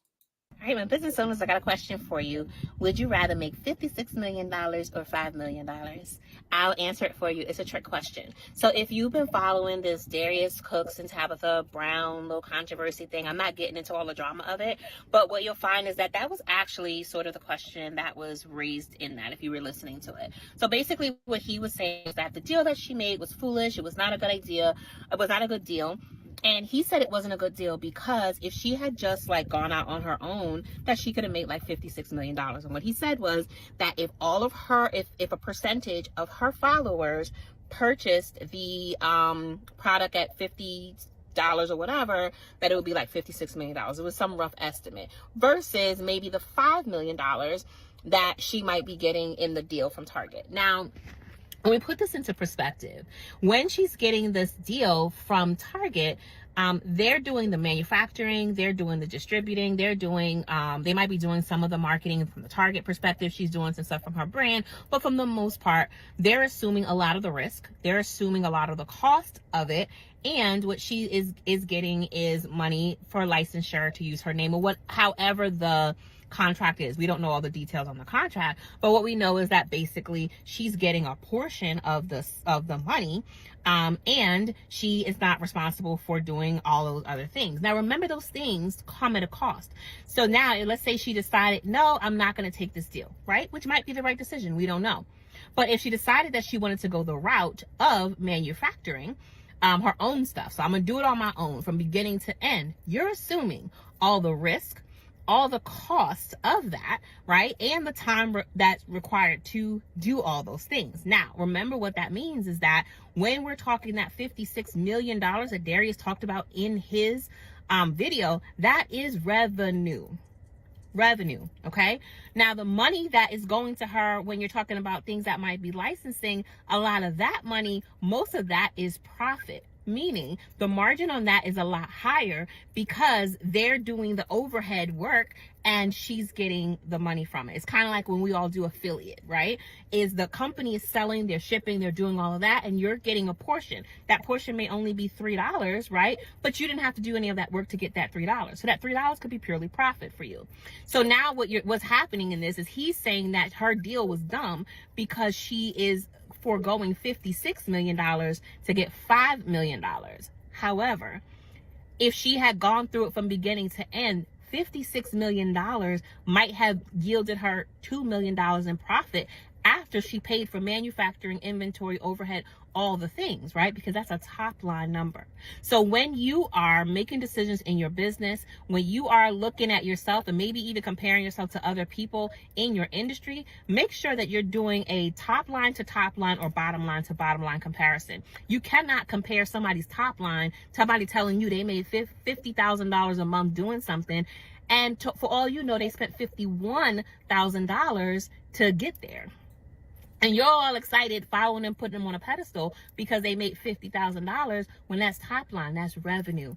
Ask them, how much did you bring home? How much did you keep? What was your bottom line? All right. So let's have more of these types of conversations when we're actually looking at the business of things. Let's leave the drama part because that part ain't making us no money. It ain't saving us no money. It ain't teaching us nothing. So let that be entertainment. But for us here, business owners, let's have these conversations so that we can keep our bottom lines growing. Talk to you.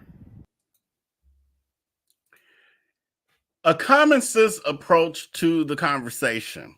Darius Crooks, and she kept it real nice and sweet, and I appreciate that for her. That's good for her. Good for you.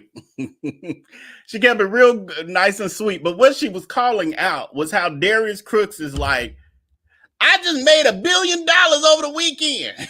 It's like $1 billion, but what were your costs? I just made $30 gazillion in 30 minutes selling my Crockpots. That's how dare, and then they so, oh my God, you so rich, you so brilliant. He be teaching us. All of that. But what Darius Crooks never talks about is the overhead and the level of taxes that he has to avoid. Besides him saying that he submits a fake tax return and then he sends an amendment. He told us that. He just sends them any old thing to satisfy the tax submission dates.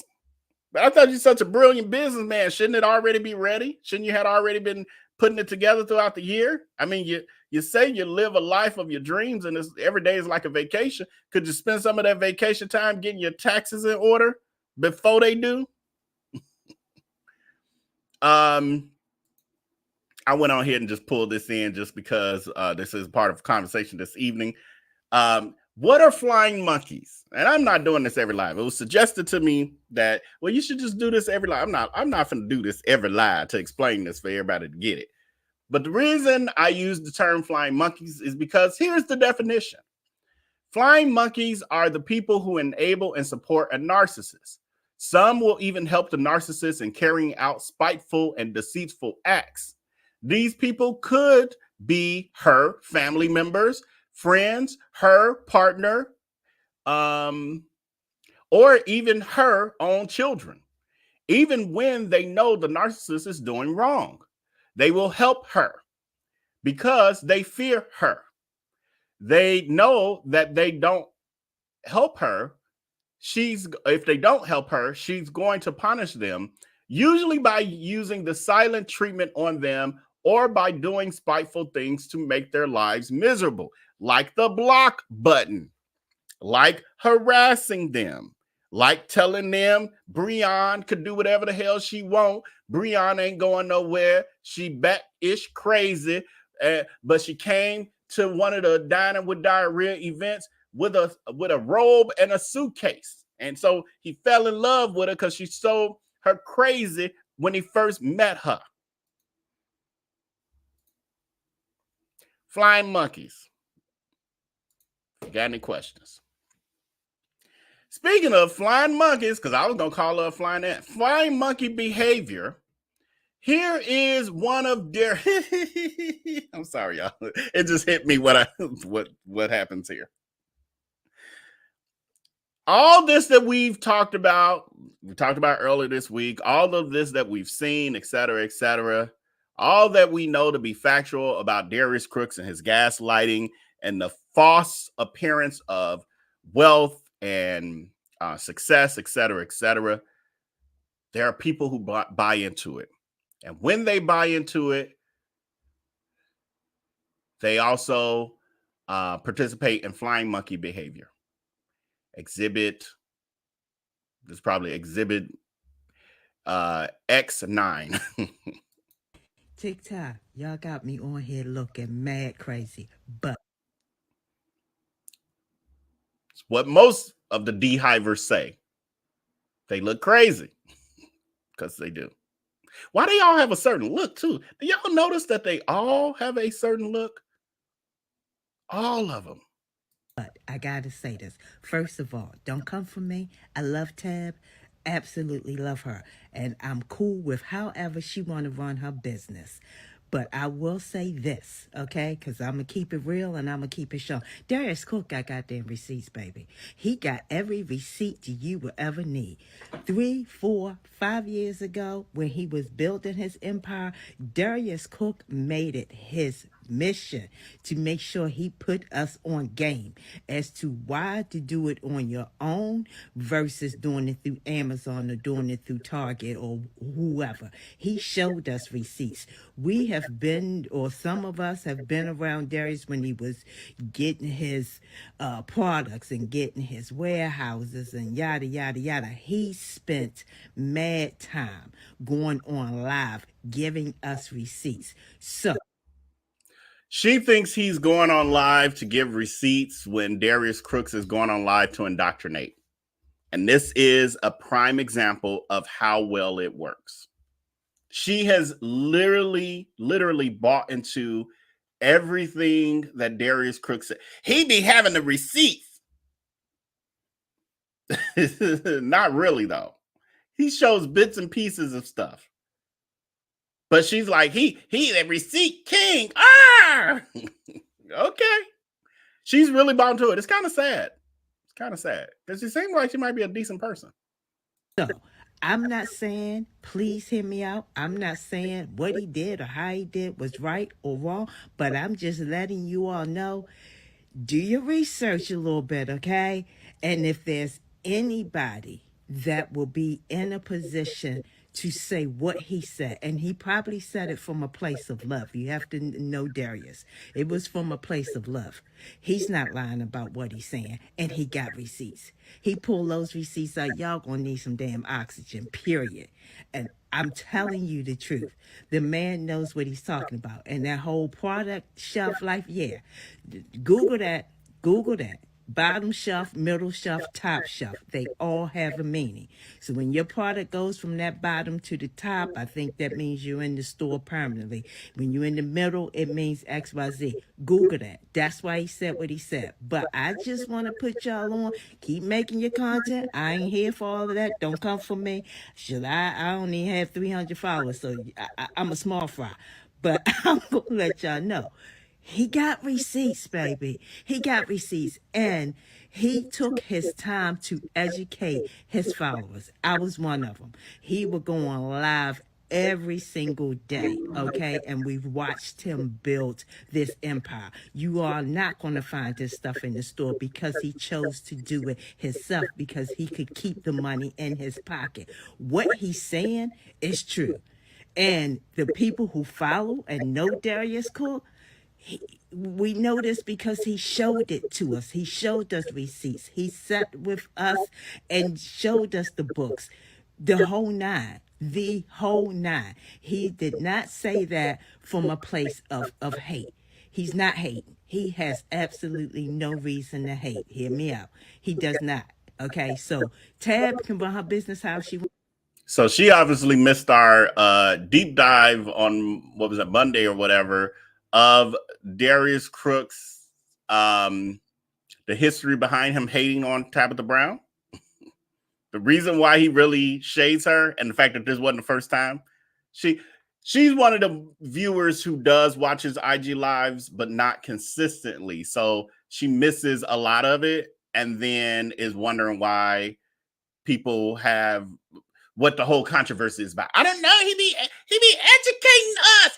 He be sharing with his followers.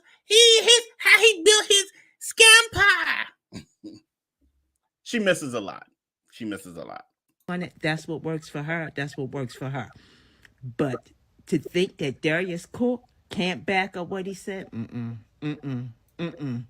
no, he can. He can. So cut him a little slack. I know we all love Tab, and he may not like the way he delivered it.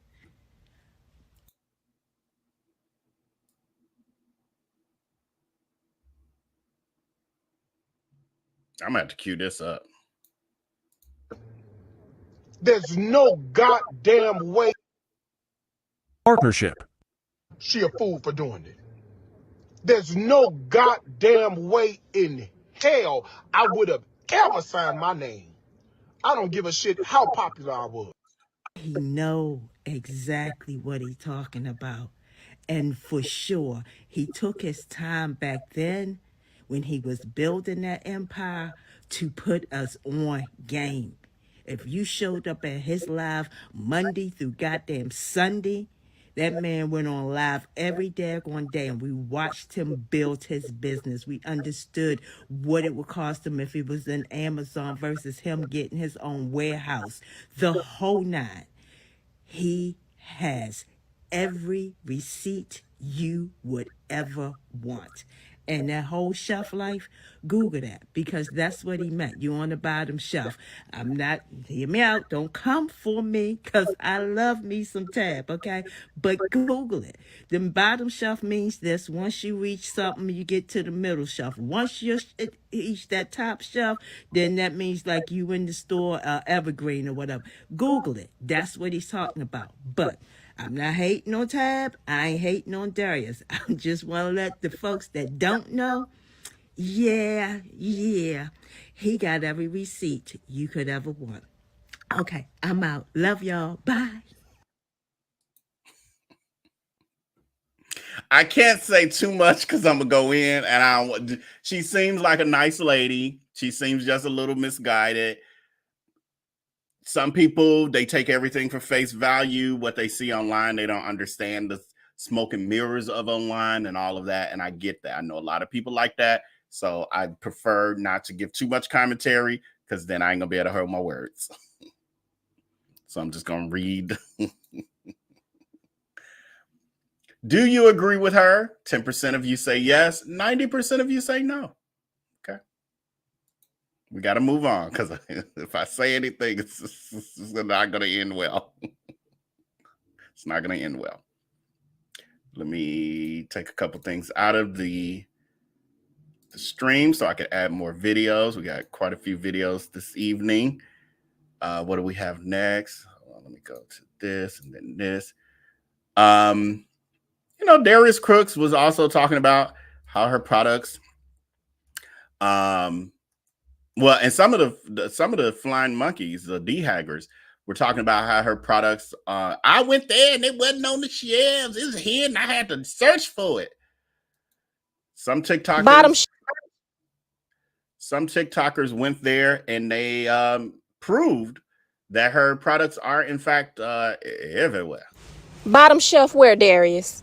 It's giving multiple shelves. Not the bottom shelf, but all the shelves. Not one, not two, but 3 shelves. And her wine on the wine app. Then we had commentary. I'm going to leave that one up. Should I take the flying monkey down? Let me see. Still got a lot of videos up here. Let me see. Should I take that one down? Yeah. They need to allow me to put more video because now some of them I want to keep up for now. I can take this out. I ain't going to use that. No, I might use that. Okay, hold on. Let's add this commentary. Is this her? I think this is it right here. Darius Crooks had a lot to say about Tabitha Brown choosing Target as the mainstream retailer to sell and offer all of the products that she has in the market. Now, I want to start this conversation off by reminding everybody that Auntie Tab actually was propositioned by Walmart first, and she declined that offer because Walmart lowballed her, and they also did not respect the caliber of the notoriety that her brand, or Tabitha Brown, the brand, had, the likeness of who she is and her potential to make money throughout. It was pretty much like the bottom line was they were trying to give her pennies and she wasn't trying to hear that. Now, I also want to say that in my opinion, I think if you're going to choose between Walmart and Target is going to be the best case scenario every time, because Target offers a certain kind of experience, a certain kind of environment, and a certain quality of product. It just is what it is. We know Walmart to be low prices. That's not necessarily what Target is, and that's okay.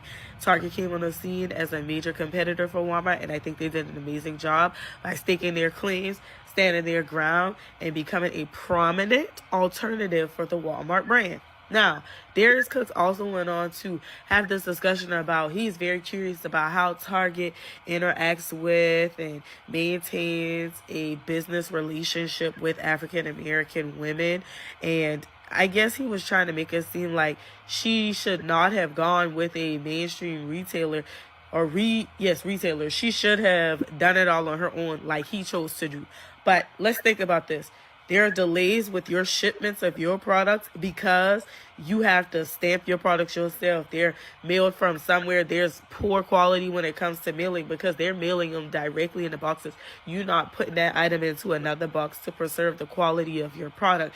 In addition to that, like, you just really have to understand that there's a lot of overhead that he's incurring because he chooses to be the end all be all of everything in relation to whatever he's offering. I think he sells like pots and pans and stuff like that. No, you have to understand that Tabitha Brown wants to eliminate her responsibility in a lot of that. She literally wants to be the brand that has some creative influence and leaves it to the Target manufacturer, retailer, distributor, all of that stuff to do whatever needs to be done to make it happen. In my opinion, that's a smart move. She not really coming up off no money. She's making money off of the brand Tabitha Brown and the likeness of who she is. She has a community that Target is able to tap into and make money off of. And I'm sure that she gets a certain amount of money in relation to the creative and the design and the ideas around the products, but then she's probably getting a different amount of money with bonuses attached to it for the amount of sales that these products bring in for the Target brand. This lady ain't a dummy. I don't think she's hustling backwards. This deal got to be top tier or she wouldn't even pursue it. She made that crystal clear. Now, I'm going to take it further than that, and I'm going to say, in my opinion, I feel like Target does an amazing job of connecting with the African-American community. It is one of the few retailers that I'm able to go in there, and in a lot of different ways, I can most often always guarantee that one thing that I buy may be from a Black-owned business. They have like an amazing spread of African-American hair care. When it comes to like the fashion side of things, they're always employing African-American designers and creatives when it comes to clothing, when it comes to like all those like stationery type things, so like pens, planners, notepads, things of that nature, even other little products. Like I think one time it was even some Black-owned coffee that I saw in there. They do an amazing job of creating that way that African-American brands can get that widespread exposure. Now let's also have a different conversation with Darius Crooks. Darius Crooks, you realize that there's a barrier to entry in even making sure that your product is available in mainstream retailers. That junk is very hard to do. Sometimes you have to pay for that spot on that shelf. Sometimes you have to pay for a large quantity up front. In addition to that, you also have to think about if the retailer buys it from you. In certain instances, they may have to buy a large stock wholesale, so you not necessarily going to like charge them the same amount, but you need to make sure it make you money. But the crazy thing is, like, they can buy it and not sell out. Your stuff can go on the shelf at that retailer and not sell at all, and you have a better chance of selling it on your own. Some brands are profitable in mainstream retailers, some brands are not. For you to make the decision of what she should do to make sure she has a lucrative business, it makes no sense. That lady got 10 million different things going on right now. And the smartest thing she could do is have creative influence and use her brand, her brand to help somebody else make some money and make money too. The lady makes money in her sleep without even having to sell it to you. You got to get online and promote all these different services and promote all these different products. She don't have to work that hard at this point because of the brand that she's established. Darius Crooks, the last thing that I want to say to you is start praying right now. The last person that got online and tried to badmouth Tabitha Brown, their career crumbled shortly thereafter. I pray that's not the same for you, but that lady prayers reach heaven and she's something like an angel. Do with that what you will. Then we have one more I'm gonna play. Here we go. This is from an actual business owner expressing to Darius Crooks what we all know, that it ain't as easy as the way he likes to express that it is. Darius Crooks may want to be careful. We remember the last person that had anything ill to say about Auntie Tab, baby. That person ain't been right since. But I digress. What Darius is saying makes sense. Of course we want ownership. But as I sit inside of my fully furnished custom salon, I am here to tell you, as a business owner that has built a business from the ground up with her own money and funding, it take a lot of money. So I could only imagine how much money it would take for Auntie Tab to produce, to distribute, to employ all the people that she would need to run her own operation. And yes, it is a great idea for her to convert her current followers on TikTok and social medias into buyers. But let's just be real. I'm gonna say the quiet part out loud. A lot of us Black people wouldn't have spent with Auntie Tab, but we'll go to Target. We won't give our money to black businesses because we can't trust them. We really don't need it. Or I don't know if it's really going to work. But you'll go right into Target because you trust Target. And I wonder what the difference is between Auntie Tab's business and Target's business. Okay, yeah. Y'all will go and give the YT people your money all day. But you won't give no black business your money in the same way. Okay? Now, when you start talking about producing your own product, I want us to remember what happened in COVID. I want us to remember what just happened when they shut the docks down. Y'all understand that every time that there is an issue in the supply chain, your product can't get out. And we already know with small black businesses, develop a big black business. The moment that y'all don't get that product on time, y'all gonna be ready to boycott her, even if it's out of her control. So the startup cost makes no sense. Distribution cost makes no sense. Housing, warehouses, employees, none of that makes sense when I can just go to a large corporation like Target, and I guarantee you Auntie Tab is getting some back end money. Please don't think it was a one-time check. I am willing to bet. But I wish we could start our own and support our own, but we haven't. We've never had a history of fully supporting, right? Right. So those were reasonable perspectives on this whole Darius Crooks acting as if his math and his way of thinking is the end all and be all, and all you got to do is use your platform to sell crockpots and dildos, and you could be a cajillionaire too. Let him tell it. Let him tell it. And then Darius Crooks has doubled down after this. Now, there are tons of videos on TikTok. It was way too many for me to even just pull in. Tons of videos on TikTok, social media in general, especially TikTok has really been going in on him. And Darius Crooks posted on his social media. It's not that foolishness. Get to that next. P.S. I'm not answering no more damn questions. You see what trouble y'all done got me into. Just kidding. Y'all know I loves all the ish. I'll add more before I take it away. Where's the lie? And you see all the hearts and the laughing emojis and the thumbs up from the flying monkeys. This guy, and this is an older post, but I think it's very timely for what we're talking about here. This guy, Marvin, said, there's a difference between a man with a point to prove and a man that argues with a woman because he can't take criticism. A multi-million-dollar man doesn't have time to be on social media as much as he does, but a scam artist has all day to scheme and front. If you ain't a failure, why are you so emotional because somebody pointed out your Hennessy sprinkled pico de gallo fried turnip greens swimming in vegetable oil got the same mold and mites from your beard in it? I had never read it all. Oh, that's funny. I like that one. Then this one, I don't even know why I got this in here. They're funny. These are stuff I saw I ain't been able to get to, and I just put them in. This one. The Kevin Samuel of biscuits strike again.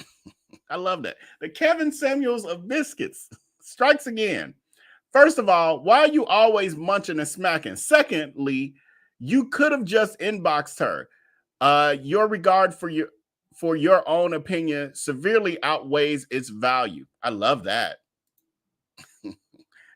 Your regard for your own opinion severely outweighs its value to the rest of us. That was good. That was good. That was real good.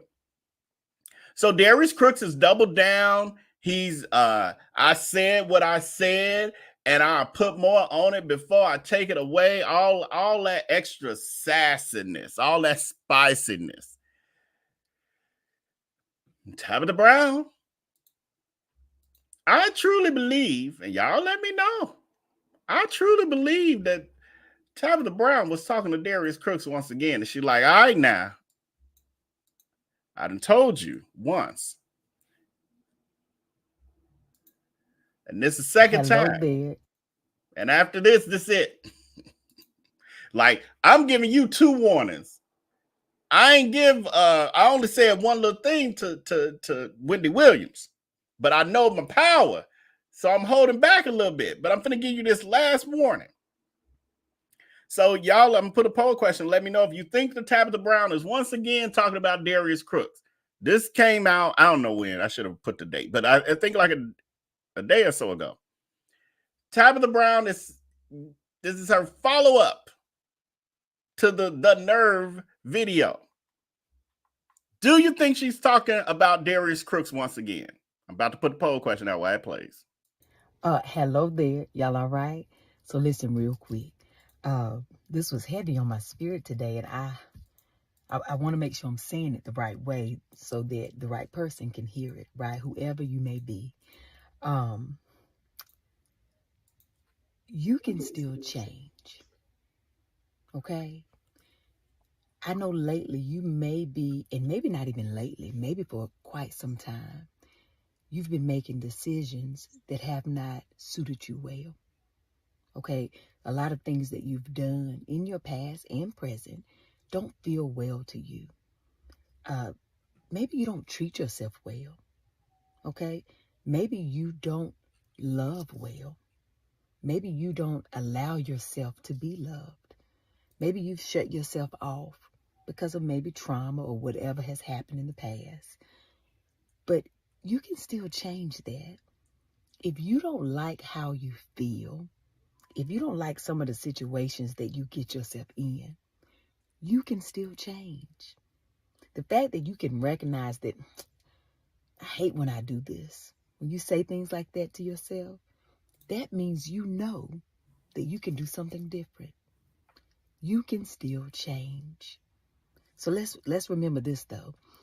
There's a saying that if it was easy, everybody would do it, right? Making good choices, making wise choices, being good to yourself, it's hard work. It's easy to be bad. Honey, it's easy to eat bad. It's easy to drink bad. It's easy to be negative. It's easy to give up. It's easy. Doing the work to better yourself, it ain't always easy. It requires time. It requires patience, grace, love. Do you understand that? Compassion for yourself. But you can still change. You can do that. But it is going to take a little bit of time and effort. But you deserve it. Okay? You deserve that. You're tired of making the same decisions. You're tired of the same people you keep putting yourself around. They don't make you feel well. You can still change. But not for nobody else. Only for you. You should never want to change for anybody except you. People can benefit from your good changes, but you're the only one who should make the change for yourself. You understand? Because you're the only one who can do the work. All right? That's it. I just want to encourage you. I know you're tired, but you can change. Okay? Very good. So I hope and I pray that y'all have the most amazing day. But even if you can't have a good one, don't you dare go messing up nobody else's. All right. I love you. I'll see y'all later. My real friends feel like I'm like nobody important.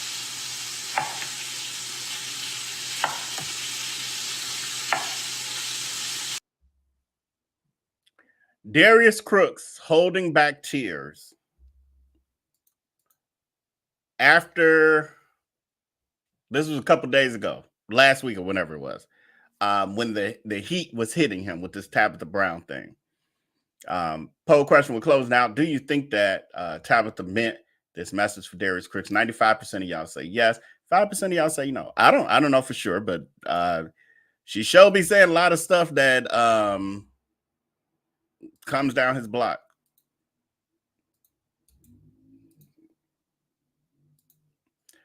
Based on what Tabitha said, do you think that Darius Crooks can change for the better? Do you think that it's possible at this point with these years, really lifetime? It's a lifetime of predatory and egregious practices, stealing, being a thief, being a liar, being every negative thing you could think of, just not being a vile human being. Do you think, though, even with that it's possible for Darius Crooks to change for the better?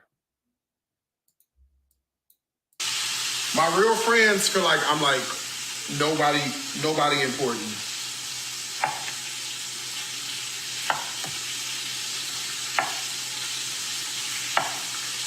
I don't know why. I don't know. I don't know how sweet this is. Let me see. Pray for me. I'm not okay. Pray for him. He's not okay. Maybe Tabitha Brown heard that. Maybe she saw that. She like, yeah, he's not okay. Let me approach this. Well, everything she approaches with compassion. Let me approach this with compassion and let him know that it's not too late to change. Poll question, we're closing out. Do you think that Darius Crooks can change for the better? 16% of y'all are very optimistic in life. Very optimistic.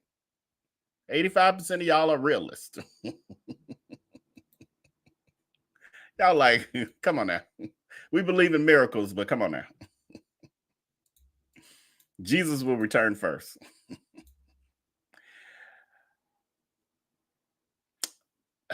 Okay, I'm going to do this last part. I'm getting tired, and I got to call it a night. I got stuff to do first thing in the morning. But Darius Crooks, I think what he wants Tabitha Brown to do with her brand is what he has done to his, which is lose track of his inventory, have no idea where it's at, allow it to be spread throughout discount stores and beauty supplies across America, and then claim that he doesn't, has no idea how it got there, and that the manufacturers can do whatever they want with his products. His branded trademarked, well, they're not trademarked, but his branded products. Or maybe he wants Tabitha Brown to take the approach of his way of dealing with customer service. Maybe, is that what didn't come in? Hold on, I don't think it came in. Hold on.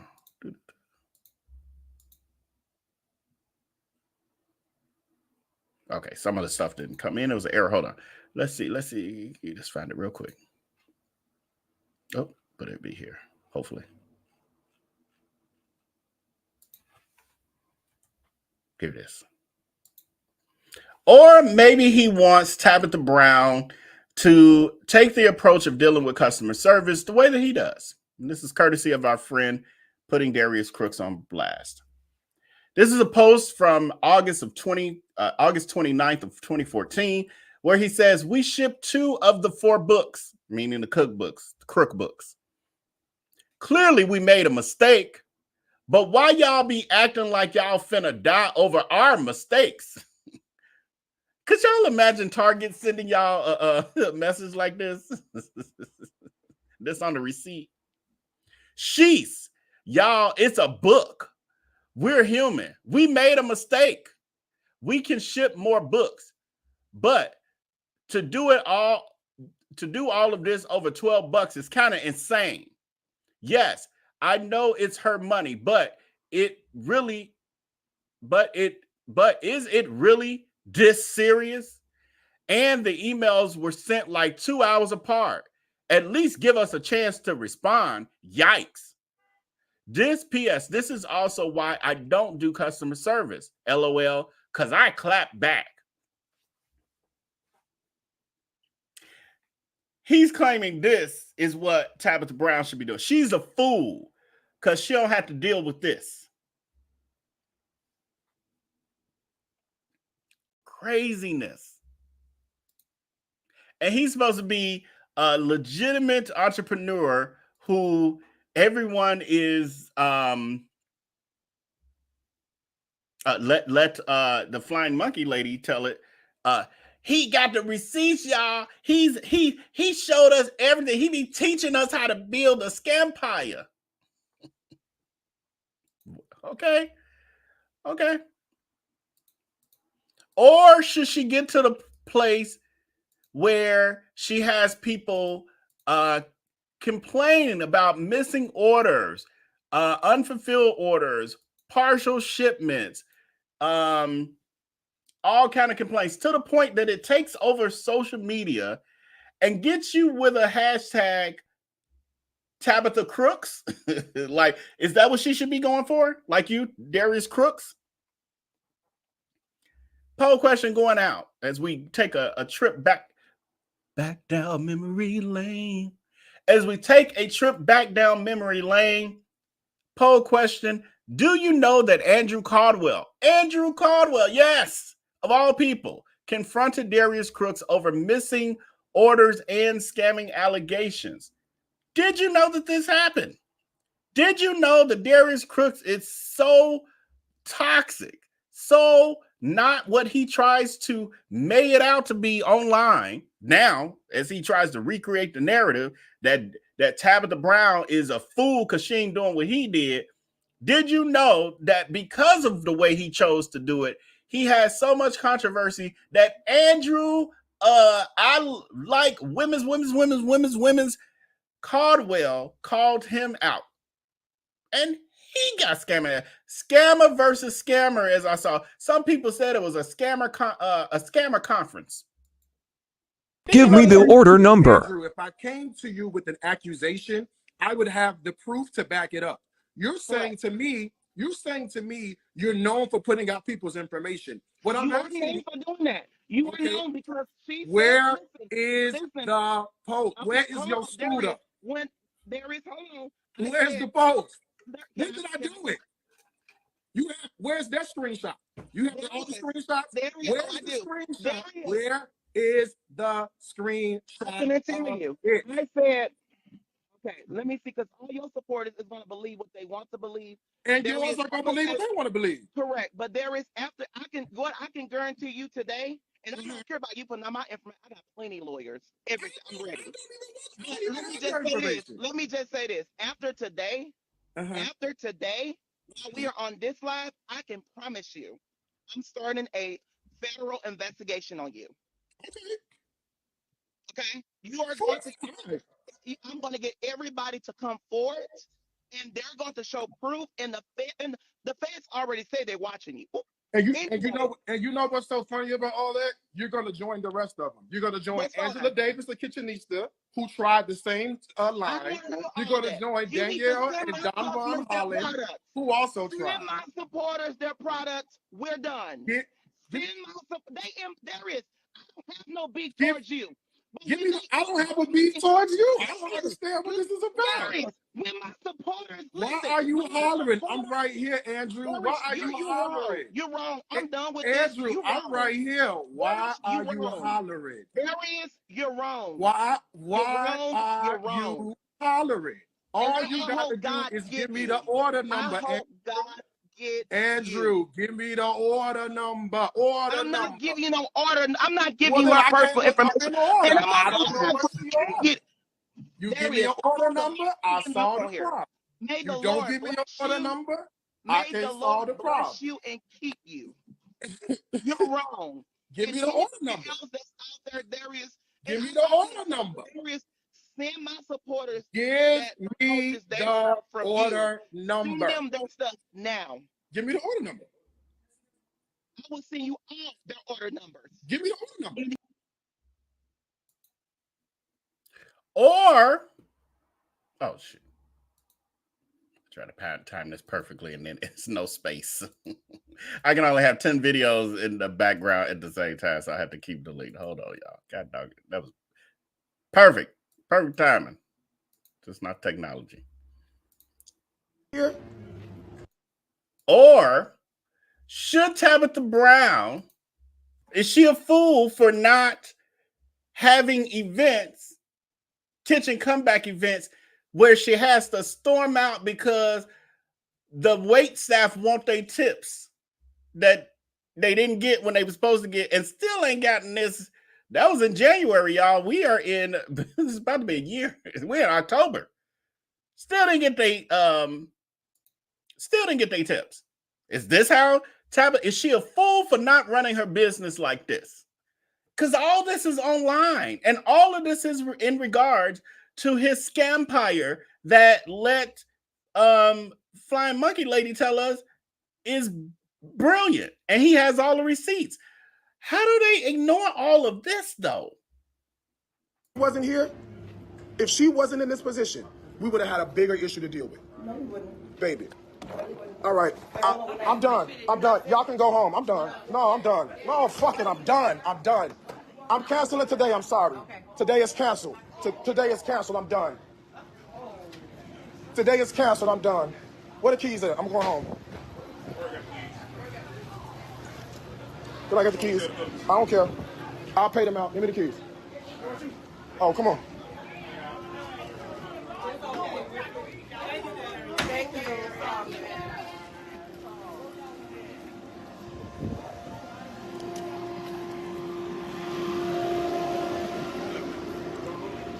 I'm out. Make sure y'all send me y'all PayPal so I can pay y'all.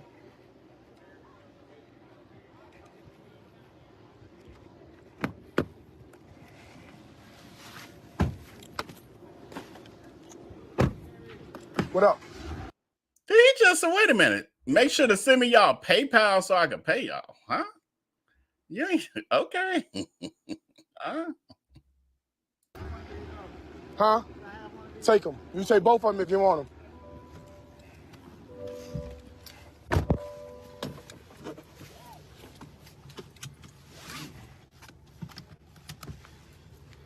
Oh, let me get my charger. Hold on, for my computer.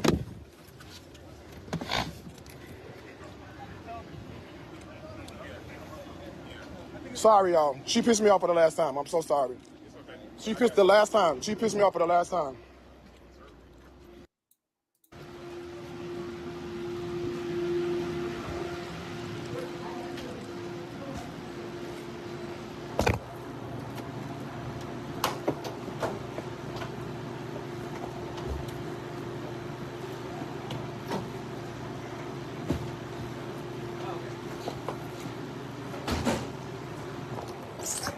I'm sorry. Yeah, I have, those are mine. I have, pull them off. I have. So is she a fool for not having this sort of drama? Or we ain't done. We is not done. And I just decided to start with last year. Well, the last 2 years. we can go further. Actually, no, I actually just realized there's other stuff even in the last 2 years. Or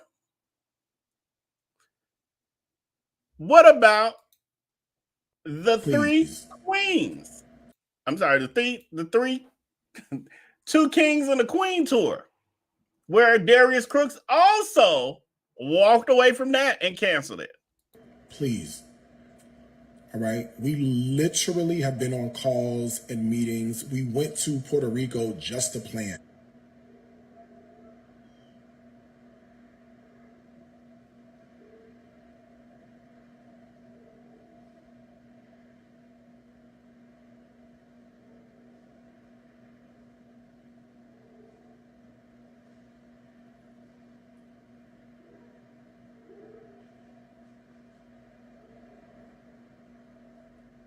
Okay, so now you're telling me it's short notice. Okay.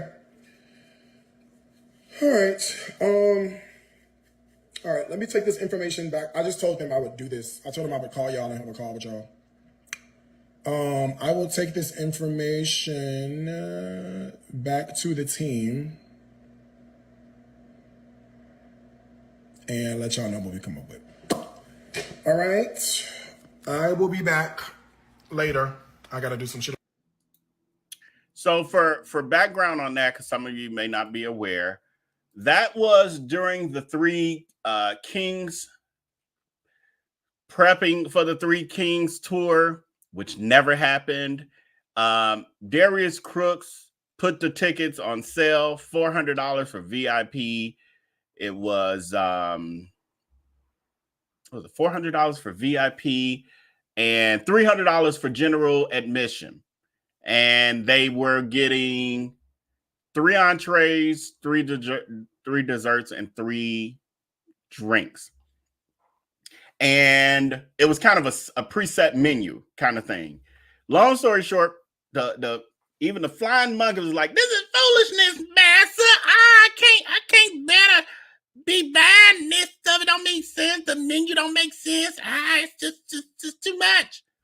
So the tickets weren't selling quick enough for Darius Crooks for the 2 Kings and a Queen tour. And so he started going on social media, causing issues, asking his flying monkeys, "What's the problem? I told y'all what the menu was going to be. Y'all was even there with me when we was in Puerto Rico talking about it. And y'all was fine with everything. But now y'all complain." They like, "No, we were telling you back then we didn't like it, but you was ignoring us." I don't understand. Y'all not bad. Now y'all saying, "Oh, it's too much Hennessy. Oh, it's too far. Well, we was trying to get it near Chicago. Oh, it's on a Friday. Oh, it's too soon." All the stuff they were telling him along the way that he's ignoring because I know everything. And everything I do, these flying muggy ants, they gon' buy into it. They don't care because I'm a king. I'm a queen. And so they got him together and made him realize that he's not as powerful as he thinks he is when it concerns them. He doesn't control them as much as he thinks that he does. So because the tickets, it wasn't like they weren't selling at all, but they definitely were not selling out. And it wasn't what he wanted to brag about, which was, "I put the tickets on sale on Tuesday and they were sold out Tuesday by midnight." That's what he wanted to do. And it was the following week and they had only sold 100 or whatever it was. So he ends up causing a lot of drama, and then it ends up ending. Now, Jeremy did quit a day before Darius Crooks was going to cancel it. So Darius Crooks took that opportunity to then put all of the blame, shift literally all of the blame to Jeremy for why it didn't happen and it got canceled, which makes no sense because Darius Crooks is a one-man show. Darius Crooks will say basically no, he could do all of that on his own. He really didn't need them, but he was collaborating with them basically to help them out or whatever. So if Jeremy quits, how does that end the whole thing? You claim you had a bakery. You had a Carolina trap kitchen. You sold $65 mini butt cakes. Do those. Post some Hennessy on top of those dry ass butt cakes and give them some moisture. You could have still had the 2, it could have been 1 king and 1 queen tour. Nobody would have really cared. They just wanted to touch the hem of your garment. But instead, he didn't want to do it no way because it wasn't selling out. It wasn't going to be a huge success. So he wanted to get out of it. And so he blamed it on Jeremy, and still to this day is blaming it on Jeremy. This is the career that he wants, that he's advising Tabitha that she could have. Meanwhile, the only controversy she had was she had a restaurant, Kel, that she partnered in a restaurant, Kel My Name, which is located in Chicago. And she partnered, I saw somebody mention it, so I'm going to tell the story. She partnered with a guy who owns a restaurant called Kel My Name in Chicago that she fell in love with. He wanted to open a location in LA. She was like, she loved the food so much. She was like, I'll partner with you. She, as a business partner, she partners with him as a business partner. He found a location that her spirit told her was not quite right, but he insisted that it was perfect, et cetera, et cetera. They end up having a lot of issues with the landlord and the building, et cetera, et cetera. And so much so that it ended up causing them to have to close the business. She said it was basically a lesson learned for her. But even in that, so much different than how Darius Crooks would have handled this. Even in this, she said the guy who she partnered with, he still has a business and still has a restaurant in Chicago. She talked about how great of a business person and man that he is. She said nothing disparaging about him. She just talked about the business. She did admit that it was his idea for that location that she wasn't really down for, but she trusted in his decision. She learned better that, it didn't work out, etc. But she didn't throw him under the bus. She just told the truth about the situation. Darius Crooks would have been like, and he's stupid. I knew it. And that's why I'm so brilliant. That's why I don't listen to people and blah, blah, like all of that. That's how Darius Crooks would have handled that same situation. To this day, he still be dragging that business person. Talking about whatever his personal stuff. His boyfriend broke up with him when he was a year ago and he was depressed and like all of that. Darius Crooks is just crazy. It's just ridiculous. Just like he couldn't draw the giant crowds he wanted at Chantel's. That's the real reason he canceled that part. How about that? Thank you for reminding me about that too. It's just so many layers to all of this. He said people were mainly coming to the event because of him. Yep. So if that's the case and Jeremy gets out of it, what's the big deal? The people are coming to see you anyway. And you claimed in that Q&A that we watched, which was comical, you claimed that you could do the drinks and you could do the desserts. You really didn't need them for them. You just were trying to give them opportunities, basically. You're trying to do something different. So why did it need to get canceled when he was gone? These are the things where I don't understand why the flying monkeys don't get like, master, you still can have it though, because you said you don't need them no way. Or, master, is it that you really didn't want to do it anyway? So you're using Jeremy as an excuse. Okay, we'll go with that narrative. Okay, it's Jeremy's fault. It's ridiculous. But he went over and signed a contract for a 20-year in for Bali. Yes. I feel like there was something. Did I start? Right. Giving business advice with multiple failed businesses is diabolical. Right.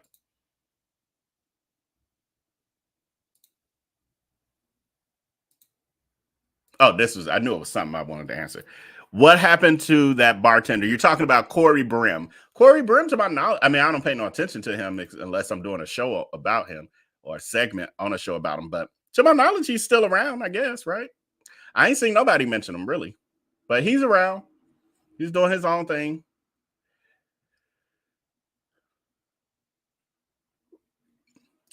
Then maybe Darius Crooks wants Tabitha Brown's brand to look like this when she's doing her cooking videos.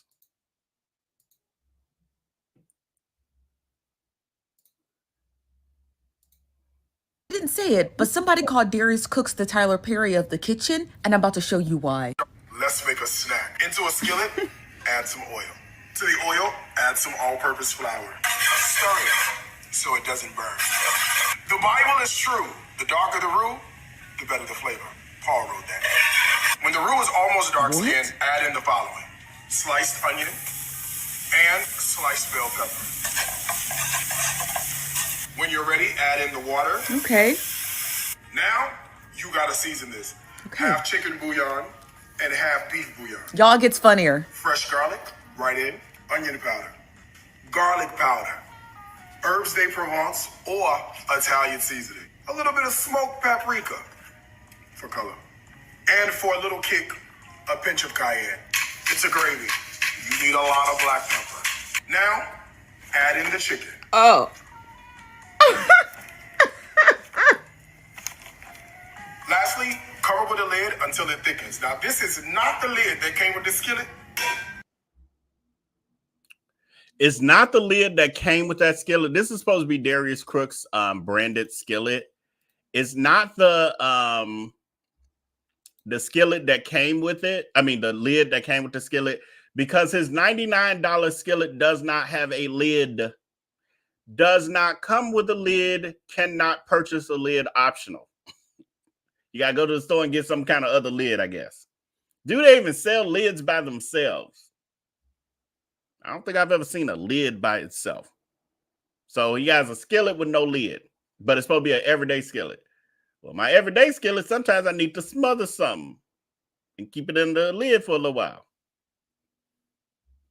This is how hood and trifling he is. But it's the lid I'm gonna use. And after a few minutes, this is what you get. Now, can you believe he did that on like social media in front of thousands of people, knowing that thousands would see it?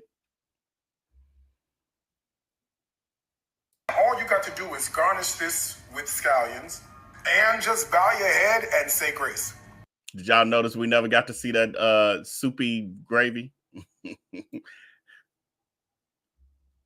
The soupy gravy he never showed after he put the chicken in it. Why aren't there interviews of what it turned out to be? Because it's liquidy. It's like water. Look at that. Look how soupy that is. He made chicken noodle gravy soup. Popeye's chicken noodle crusty gravy soup.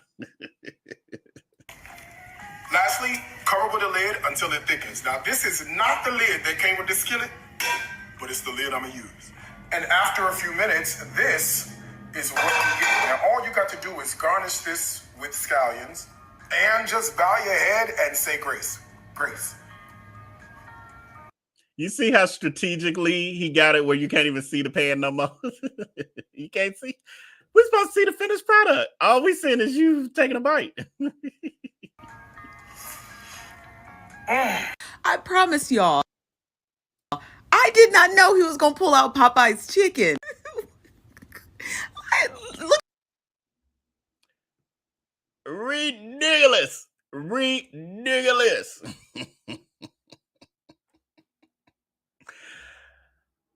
And let's not forget, because we did talk about the last time, maybe what Darius Crooks wants from Tabitha Brown, because she's a fool for not doing it, is she needs to have fine dining events, fine dining, notice this, quotes, fine dining events across the country, where she serves her diehard followers in the garages and in Airbnb homes across the country with box fans blowing air at their food, hot boxes, where they also serve, they have a segment where they call it the Tupperware Shuffle, where they walk around and scrape the leftovers that he has here. He goes from table to table, he collects them, and he scrapes them all in a bigger pan. All of it. The leftovers from table 1, 2, 3, and 4. He takes the pan off that table, each table, and scrapes them all into the same thing, and then they walk around and make them some Tupperware containers full of leftovers. Why is my stuff got to be mixed in with the table over there with all them people breathing and talking and yelling and screaming Fantasia and Anita Baker and Luther Vandross and Whitney Houston all over it? Huh? Nasty. But that ain't the worst. Well, that's part of it. It is bad. That's horrible. It's disgusting. However, that's not all. I'm selling you this trifling ass event. And that's not all. What you also get by attending this Dining with Diarrhea diabetic inducing event is Kool-Aid sangria that looks like toilet water in a Rubbermaid container. Sometimes it's clear. Sometimes it's gray. Afterwards, you can use it to store your winter clothes and Christmas decoration. Also, when you're standing there talking to other hags and flying monkeys, you can lean on it. It's an armrest and a container to hold your Kool-Aid. Your Kool-Aid swamp water. But that's not all. You might think, well, how am I supposed to gather the Kool-Aid sangria? What if there's no ladle to get it. I don't see no ladle. Don't worry about it. You don't need a ladle. Use your hand. Use your hand. Dig your hand in the trough, the Rubbermaid trough of Kool-Aid sangria, that 40 plus other random strangers have also put their germy ass hands in.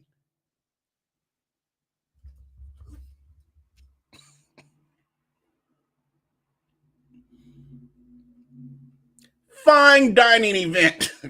Because he'll call it fine dining. They call it, and he do fine dining events. It's 7 courses of us digging our hands in that Kool-Aid sangria.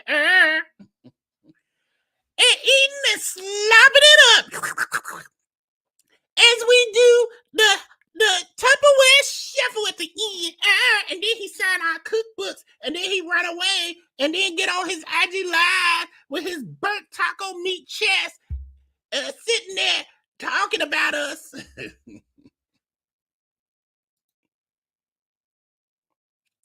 This is why Tabitha Brown is a fool. Because this ain't her brand. Because her followers ain't leaning on her her cookware.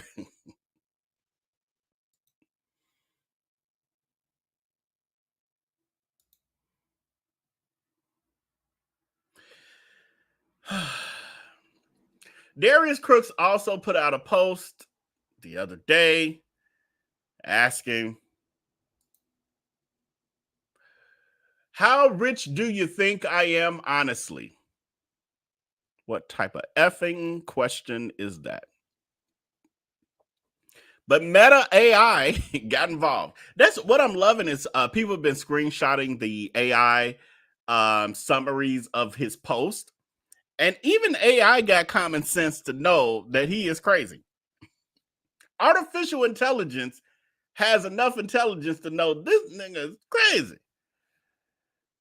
It says, what are people saying? It says, commenters agree that the poster is financially comfortable, but also highlight the true wealth, that true wealth encompasses more than just money, including happiness, health, relationships, knowledge, and living life on one's own terms. One commenter notes that a truly wealthy individual don't often ask about their perceived wealth. Even AI is dragging Darius Crooks. It's crazy. It's crazy. I think there's the last poll question for the evening. Poll question coming your way. I'm over by 40 minutes. Do you believe that Darius Crooks Williams is a damaged and unhealed person? It's up to you. Like, answer it honestly. You ain't got, don't answer how you think I want you to answer it. Answer it honestly. And per the thumbnail I did have on here that that Darius Crooks has an issue with successful Black women in general, but really Black women in general, but specifically a couple Black women I have here on the thumbnail here.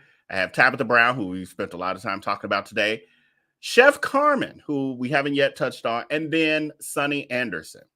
So I'm not going to do deep dives because I am going to do a separate show where I literally just run down the list of all the ones I'm aware of. The ones I'm aware of. Because there's many that happen behind the scenes too that we aren't aware of. But I'm going to talk about the public figures at least. But speaking of Sunny Anderson, I do have a clip of Sunny Anderson exposing Darius Crooks and giving it her own words. You know, because he'll say, well, the only reason that Sunny Anderson don't like me is because she was jealous because I was so talented that I was going to steal her show by coming on there for one taping, well, 2 tapings on the same day. The producers, her producers loved me so much that they was about to fire her over me. Scams are real. All you have to do is look at all of the hashtags and the posts we have made about the Attorney General. U.S. Foods is looking for him and can't find him because he's been moving around and pretending he's not where he is. This is a guy who is not just being watched by us. He is being watched by the authorities. All the information is out there. There's a ton of it. It's a rabbit hole of reading that hashtag. Yeah. I think the big bookmarks are closed down in Georgia by the Attorney General for having an illegal credit fixing business. And it's not that he was doing credit fixing and he didn't know that it was illegal in that state. It's that he was taking people's money and not doing anything with it. If you look it up, the Attorney General spells it out. In addition to that, closing up shop of restaurants and taking credit card numbers. You can search that information on the Better Business Bureau. In addition to that, doxing is make people aware of how we deplatform him so he cannot prey on the most gentle demographic, our aunties and our grandmas. That's right. Yeah. And one of the most annoying things I hear is people saying this is beneath me.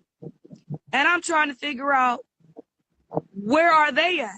Right. Because the level I'm on is on making sure, one, I right the wrong of giving this man any kind of platform. And two, I assist the people that he has scammed since I gave him that platform in taking him down. That's the level I'm on. And if you have a problem with that, well, I don't know if I care. Because I didn't get to where I am caring about the people that have a problem with me. So please, if anyone watching this as it's airing now or as it gets posted later on, has any contacts at the entities we're discussing, the social media platforms, if anyone has any way to help us stop this scammer, please contact us and we will put our full efforts towards getting it done. That was in 2021. We see that the scammer is still alive and well. Alive. I don't know how well he is.